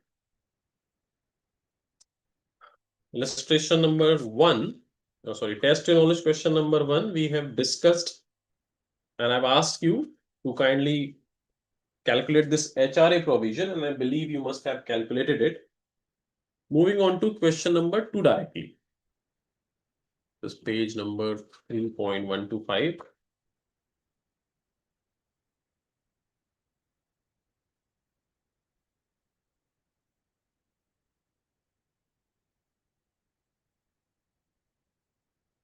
Question number 2 is from test knowledge.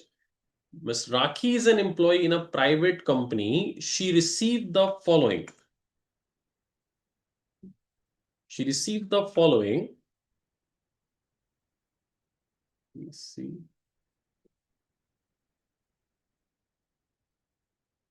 Mustafa is saying, I solved whole chapter 1 of basic with illustration and test your knowledge and your MCQ, sir. It is not easy as look at 8. Suppose if it would be easy to solve, then what do you think? This course is that much importance? Income tax complicated, GST complicated, accounting is complicated, audit is complicated. That's why we have value, because we are gaining some knowledge which is not easy to understand for everyone else.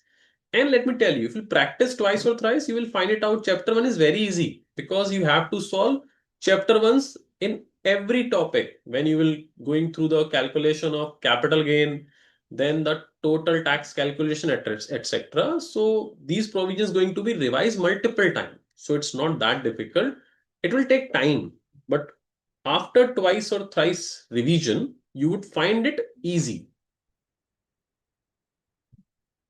But at last, I will do it on mine. That's why we have value. Of course, that's so true.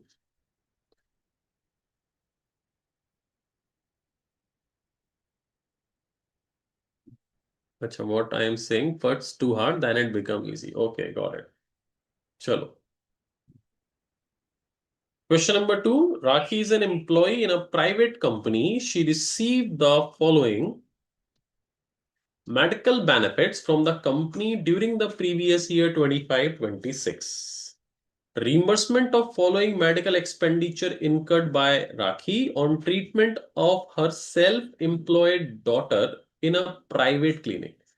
So if the treatment under private clinic, that amount is going to be taxed. The treatment must be under the hospital maintained by employer or a government hospital approved by CIT, etc. In that case, you can get the benefit. On treatment of herself by a family doctor, again taxable. Treatment of her mother-in-law dependent on her in a nursing home, again private, taxable. Payment of premium on medical policy taken on her health. So medical insurance premium, if paid by employer, that is an exempted perquisite, not going to taxed. Medical allowances always taxable. Then it's medical expenses on her son's treatment in a government hospital. Now this is exempt. Expense incurred by company on the treatment of her minor son abroad, including stay expenditure. So technically it should be exempt. We have to see the RBI limit. Initially, we are assuming that it is exempted because no other adverse information has been given. Expenses in relation to foreign travel of Rakhi and her son for medical treatment. Again, this is exempted. So total is, you can see, 2,25,000 on this two expenditure. Now note say limit prescribed by RBI for expenditure on medical treatment and stay abroad is $250 per financial year. So technically you can see this is under limit. So they both expenditure would be exempted, nothing to taxed from point number 5 and 6. Question number 3, we are about to solve.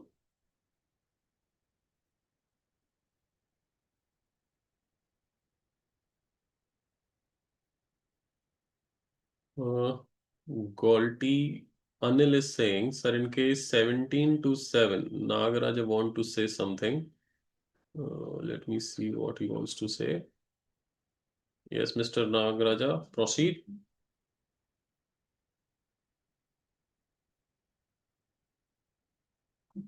Yes, Mr. Nagaraja, what you want to say? Please say.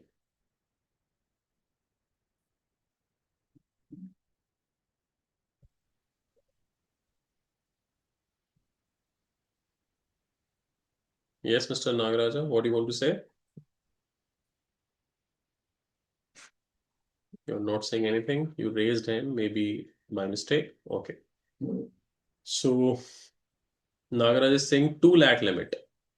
So the limit has been increased. We have discussed that the limit for this assessment year 26-27 is now 8 lakh rupees.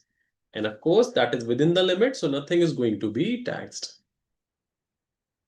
And even if it's a 2 lakh limit, the GTI is still not exceeding 2 lakh rupees in this case. You can calculate it.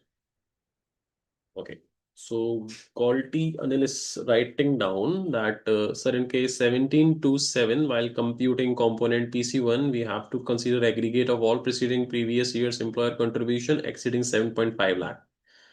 So all the years in the sense, like any his period of service till date, rights are excluding current previous year. Yes, from April 2020 till 25, because before April 2020, this provision was not there.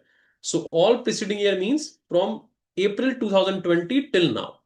But in that example, illustration number 20, illustration number 10, he joined the service in September 23, I guess, or July 23.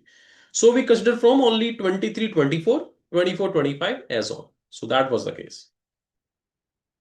So next test your knowledge question is in front of you. Mr. X employed with ABC Limited on a monthly salary of 25,000 per month and an entertainment allowance and commission of 1,000 per month each. The company provides him with the following benefits. So starting with this, basic salary would be 3 lakh rupees. Clear?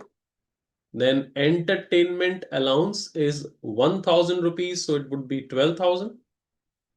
Commission, it's 1,000, that means 12,000, and it is not a percentage commission. So it will not include for gratuity, C case, HRA provision, provident fund contribution provision, but it will include for rent-free house because it is a monetary payment if it is so. The company owns a accommodation is provided to him from 1st August 2025. Furniture also provided. So the unfurnished accommodation is provided for full year, but the furniture has been provided from 1st of August. So we will calculate the rent-free house value in this case in Delhi. So that would be 10% because company owned and 10% of these three. That means 3,24,000, 10%, it would come 32,400. For furniture, we need to take 2,40,000 and 10% for August till March. So August, September, October, November, December, January, February, March. That means 8-month calculation we have to consider, and that would come 16,000 rupees. So we have solved this. We have solved this. A personal loan of 5 lakh on 1st July, on which it charges interest at 6.75%. The entire loan is still outstanding. SBI rate is 12.75. 7, 8, 9, 10, 11, 12. So 6% advantage on 5 lakh rupees loan. And that is for July till March. So July, August, September, October, November, December, January, February, March. So 9 months concessional interest calculation need to be done. It would come 22,500 rupees. Now his son is allowed to use a motorcycle belonging to the company. The company had purchased this motorcycle for 60,000 on 1st May 2022. The motorcycle was finally sold to him on 1st August 2025 for 30,000. Now this is transfer of movable asset. In case of transfer of movable asset, very important thing is to find out completed year of service. So can you tell me in this point number 3, how many year completed used by the employer that particular motorcycle? Purchased on 1st May 22 and transferred to you on August 2025. So how many years we have used it? How many completed year we have used it? Employer have used it actually.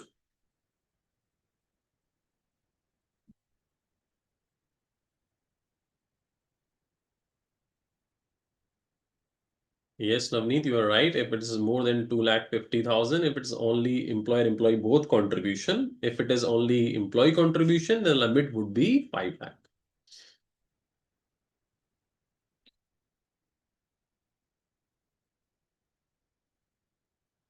3 years and 3 months. So we need complete year. So complete year has been utilized. Exactly correct. Total utilization is 3 year, 3 month. But we will consider only complete year. So 3-year depreciation we have to reduce. What should be the rate and which method needs to be applied in this case, students, for the purpose of depreciation? SLM method. It's a bicycle, motorcycle, right? So it's a motorcycle. So it would fall in the last category, other asset, and it would be 10% SLM. If it is SLM, that means we have to apply directly 30% DAP rate we can apply. So it was 60,000, 30% DAP it's 18,000, remaining value is 42,000. So 42,000 value asset has been received by employee for 30,000 rupees. So the taxable value would be 12,000 rupees. Transfer of asset. Clear? And that asset has been given to use from, you can see from August we have purchased it, but from April, May, June and July, for 4 months it has been used by the employee. His son is allowed to use a motor vehicle. So the son is using that motor vehicle from 1st May 2022. So in the previous year, the motorbike has been utilized from April, May, June and July. It is owned by a company but used by the employee's son. So April, May, June, July, 4 months bike utilized need to be taxed also.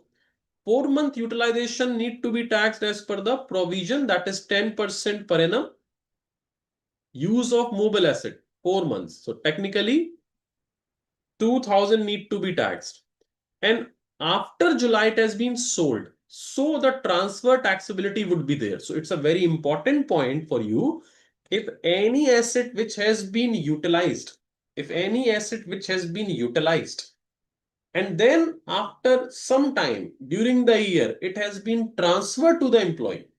So till the time it has been transferred, the use provision would be applicable, like April, May, June and July. And from the date of transfer, only the transfer provision applicability would be there. No further use provision need to be taxed. So in this year, the asset has been transferred on August. So in April, May, June and July, we have to tax as per the used provision. And from August, only transfer perquisite would be taxable. Any other point has been left? Professional tax paid by Mr. X is 2,000. Now the provision says shifting out of the default tax regime. So you can claim the deduction of professional tax paid. Stand deduction we will claim 50,000 and 2,000 professional tax paid deduction would be there. So then we will have our answer of 3,56,900. That was question number 3. So kindly try all test your knowledge question. Remaining 4, 5, 6, 7, I guess 8 questions are there. Yes, 8 questions are there. So you can try that. MTP we have solved. Previous year question we have solved. Illustration we have discussed. SLM, correct. Maximum profitable tax is 2,500 rupees per annum, correct. Mr. Navneet.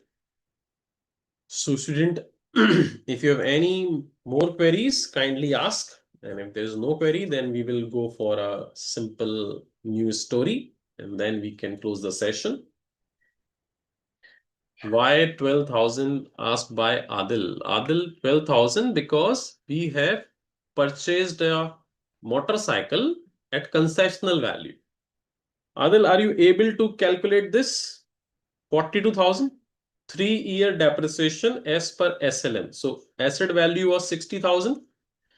3 years depreciation we have to apply as per SLM method with 10%. So it would be 18,000. Remaining value is 42,000. Now this 42,000 motorcycle has been given to employee for only 30,000 rupees. So this 30,000 rupees we have received an asset of 42,000. So 12,000 is the advantage. Solution also given in test your knowledge question. If you have any query, you can go through the solution in detail. So you will find it out how this calculation has been made. Kuldeep wants to listen story. Mustafa wants to listen story. Navneet, sir, main thing is how to remember default and optional regime exemption.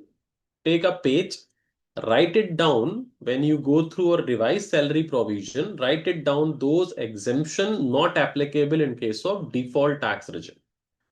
So when you are revising, I have write it down with every provision, which exemption would be there or not. So out of those notes, you can write it down at a single place. What are the exemptions not allowed under default tax regime under salary topic? So that's why you can make a short note. I guess it will take not more than 20-25 minutes, and you will have that series of transaction or exemption which is not available in case of default tax regime. It's a self work, you can do it. Golty analyst saying, so I'm facing complicated to catch up salary provision or filter salary provision in case of total income question. So any tactic from your end, sirs, or else only practice is the solution. Look, the practice is the only solution I am telling you. The problem would be that if you are not able to understand any provision separately. Understanding? If you are not able to understand car perquisite, when you are reading car perquisite, if you're not able to understand that, that could be a problem. But if you are able to understand the car perquisite correctly, if you are able to understand the provident fund provision correctly, if you are able to understand the rent-free house concept, so the problem is not in the concept, problem is to retain that things at a single time when you are solving the question, because provisions are multiple provisions. So the only solution is practice. And let me assure you, if you try all your test your knowledge questions, illustrations, some question I have given and solved MCQs, and some MTP question. So if you revise and practice those questions, those provision would be automatically stronger. And once, like today we have solved interest-free concessional loan provision. Now what will happen? When there would be any interest-free concessional loan provision, now you will check whether the exemption of 20,000 in medical facility is there or not. So now that problem would be solved. We have solved rent-free house provision today, basic salary range provision today. We have solved LTC provision today. So technically, when we solved it, now you can see that these provision now you have able to solve in every question. And how it happened, I'm not doing anything miracle. No, we just discussing and solving numerical. So when you will solve 5 or 6 test your knowledge question, and please solve test your knowledge question without seeing the answer. Do mistakes, no problem. Solve it yourself completely. Do mistakes and then find it out what was the mistakes. And when you will see the mistakes by yourself and recorrect it, that provision would be permanently fixed in your brain and you will not do mistake in respect of at least that provision. So when you solve 8 or 9 test your knowledge question or practice more question, automatically your brain will understand that, okay, this mistake I would not repeat in the future questions. Sorted? So practice is the only solution. Half of the volume of taxation finished, I guess, no ways, not half. But yes, because salary we have done, so that means your brain is perfect. If you will able to understand the salary topic, all the topics are either less than this or equivalent to this. So the next topic is income from house property. And you will find that provisions very simple because this is very easy in comparison to salary topic. Yes, new regime made income tax more complicated. That's so true.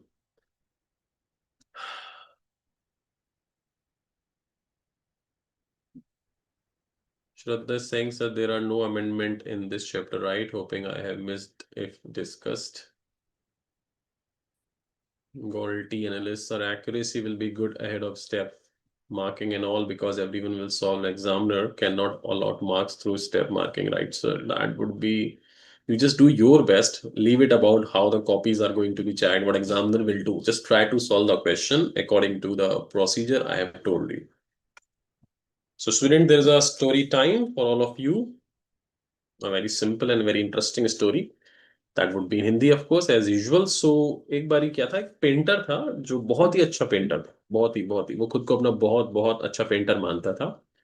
तो एक दिन उसने एक painting बनाई और ही just wanted to check कि weather मेरी painting में कोई मिस्टेक है या नहीं, और कोई आइडेंटिफाई कर भी सकता है कि नहीं। सो व्हाट ही डिड, उसने उस पेंटिंग को एक क्रॉसिंग पर, रोड पे जाके एक बड़ा सा एरिया था वहां लगा दिया, और वहां नीचे लिख दिया उस पेंटिंग के कि अगर किसी को इस पेंटिंग में कोई मिस्टेक दिखती है, कलर्स में, लाइनिंग में, डिजाइन में कोई मिस्टेक दिखती है, तो काइंडली पॉइंट इट आउट, और अपना फीडबैक नीचे एक फॉर्म लिखा है वहां लिख दो। तो एक दिन बाद जब वो वापस वहां पहुंचा तो उसने देखा उसकी पेंटिंग पे बहुत जगह मार्क बने हुए थे। यहाँ पर कलर ठीक नहीं है, यहाँ शेडो ठीक नहीं है, यहाँ ये लाइन ठीक नहीं है, यहाँ इस चीज का प्लेसमेंट ठीक नहीं है। और जो फॉर्म्स थे उसमें बहुत सारे फॉर्म्स में यही लिखा था, worst painting, bad painter, you don't know how to do it, et cetera et cetera. तो उसे बहुत बुरा लगा, ही फेल्ट वेरी डिप्रेस्ड कि मैं इतना बुरा पेंटर हूं, because I think I am a very good painter. तो वापस गया, उसने पेंटिंग क्विट कर दी, उसने पेंटिंग करना ही छोड़ दिया। उसने कहा मैं अब पेंटिंग नहीं करूंगा because I am very bad in it. After some month, 3 4 5 6 month, उसका एक बहुत अच्छा फ्रेंड था, वो उससे मिलने आया। उसने देखा वो घर में है, कोने में है, डिप्रेशन में है। ही आस्क्ड कि क्या हुआ, तो उसने बताया कि यार मैंने एक पेंटिंग लगाई थी, उसमें इतनी सारी मिस्टेक्स आई, तो मैंने पेंटिंग छोड़ दी। उसने कहा अच्छा एक काम करते हैं, वापस से एक पेंटिंग बनाओ आज, सेम चीज लिखना कि जो मिस्टेक्स है, और दोबारा लगा कर आते हैं, देखते हैं कुछ होता है। वापस से वो दोस्त उसके साथ गया और वहीं पर उस पेंटिंग को लगाकर आए, और वहां लिखकर भी आया कि कोई मिस्टेक हो तो प्लीज मार्क कर देना, फीडबैक फॉर्म भी रखकर आए। नेक्स्ट डे कमाल क्या हुआ कि जब वो वापस पहुंचे तो किसी ने कुछ भी मार्क नहीं किया था। ओनली एक मार्क था वहां पर, एक मिस्टेक पर, अब वो मिस्टेक थी उसकी।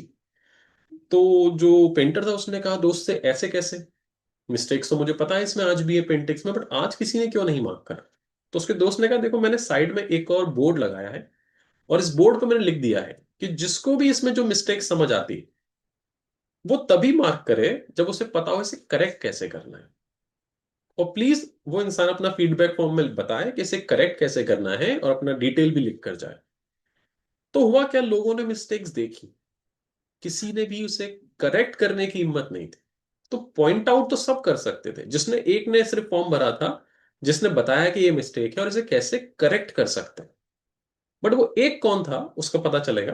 बट उस दोस्त ने बताया, पता है इस बार कोई मार्किंग क्यों नहीं हुई, बिकॉज जितने भी लोग हमारे आसपास हैं वो हमारी मिस्टेक जरूर पॉइंट आउट करते हैं। एंड पॉइंट आउट करने वाले वो लोग हैं सिर्फ जो खुद उस मिस्टेक को रेक्टिफाई नहीं कर सकते। They do not have that talent कि वो तुम्हारी पेंटिंग को ठीक कर पाए, लेकिन वो लिखने के लिए सब तैयार थे पहले वाले टाइम पर। ये गलत है।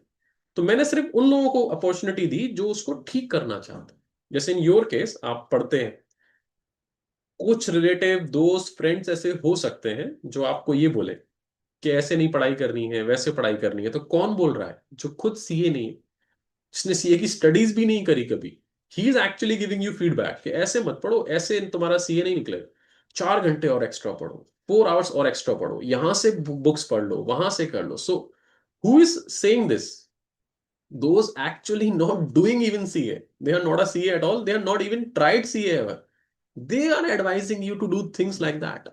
तो वो सब आपको बताएंगे कि ऐसा करो वैसा करो, बिकॉज अगर हमारा कभी ग्रुप नहीं निकलता तो they will give you a lot of advices. And if you से ओके ऐसे करते हैं तो आप क्यों नहीं करते, आप भी करके दिखाओ ना एक बारी। तो just ignore that. If you think about them you will be depressed. Let me tell you, जो एक फीडबैक फॉर्म था जिसने बताया था मिस्टेक कैसे होगी, उसने अपना एड्रेस लिखा, और जब वो उस एड्रेस पे दोनों दोस्त पहुंचे तो वो उसका टीचर था जिससे उसने पेंटिंग सीखी थी। तो दैट मीन्स एडवाइस उनसे लो जो या तो खुद सीए हो, या जिन्होंने कभी ट्राई किया हो तो वो अपने फेलियर से आपको बता पाए कि ऐसा नहीं करना चाहिए, ये गलती मुझसे हुई। तो सिर्फ उसकी एडवाइस सुनिए, या उससे फीडबैक लीजिए जो इस प्रोफेशन को समझते हैं, जो उस प्रोफेशन में हैं। Those not the part of this profession, those even do not know about how many subject we have, the name of the subject even they don't know. If they will advise you, and if you are going to listen those advices, definitely you are going to do a big mistake. So just be focused. Don't let anyone tell you that you can't do it. You are the only one who will decide that you can do it. And of course, let me tell you, all of you can do this course. Just discipline, sacrifices, a specific routine, planning, you have to do it. Okay. Let me see if there is any query. Medical loan exempt is applicable to both dependent or independent, because in question it was not mentioned. So first of all, you have to go through with the definition of family which has been discussed in the medical perquisite.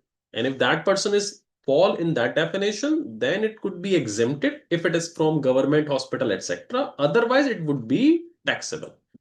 And if the question not mentioned dependent or not dependent, then there would be a hint that if it is from nursing home, private doctor, then why do need to check it out? If it is from nursing home, private doctor, it is always going to be taxed whether it's dependent or not. So that's why question not disclosing dependency, because automatically it needs to be taxed in any way.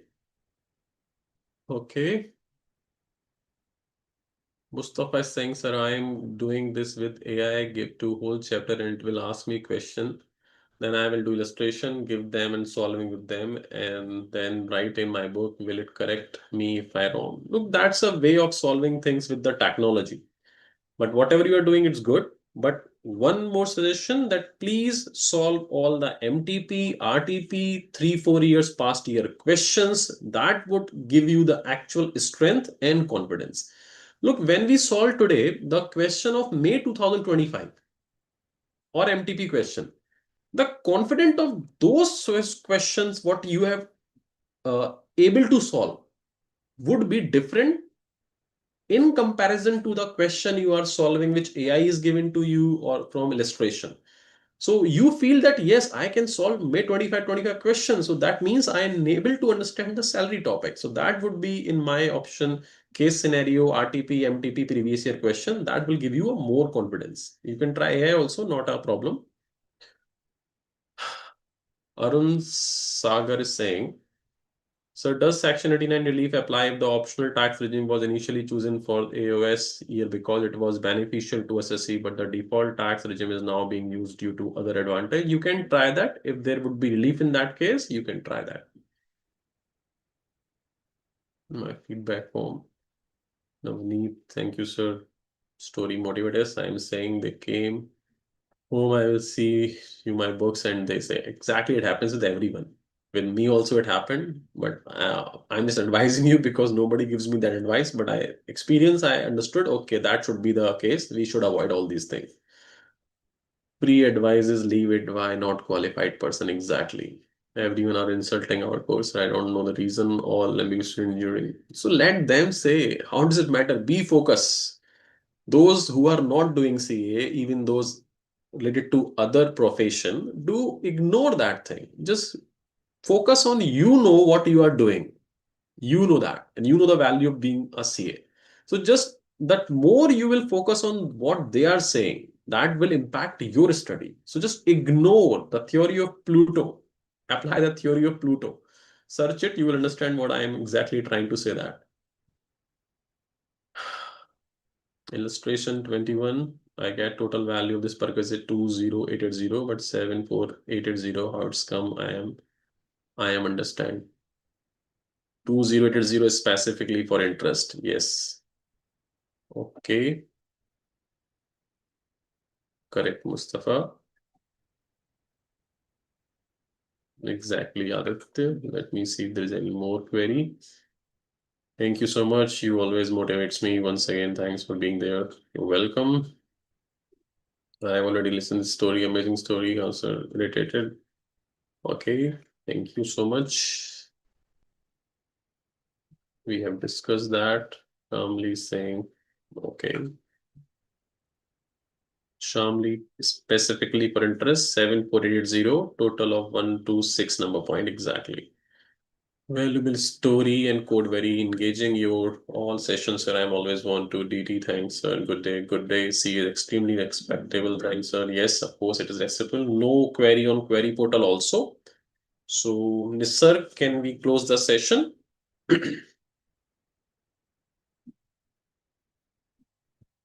Nisar.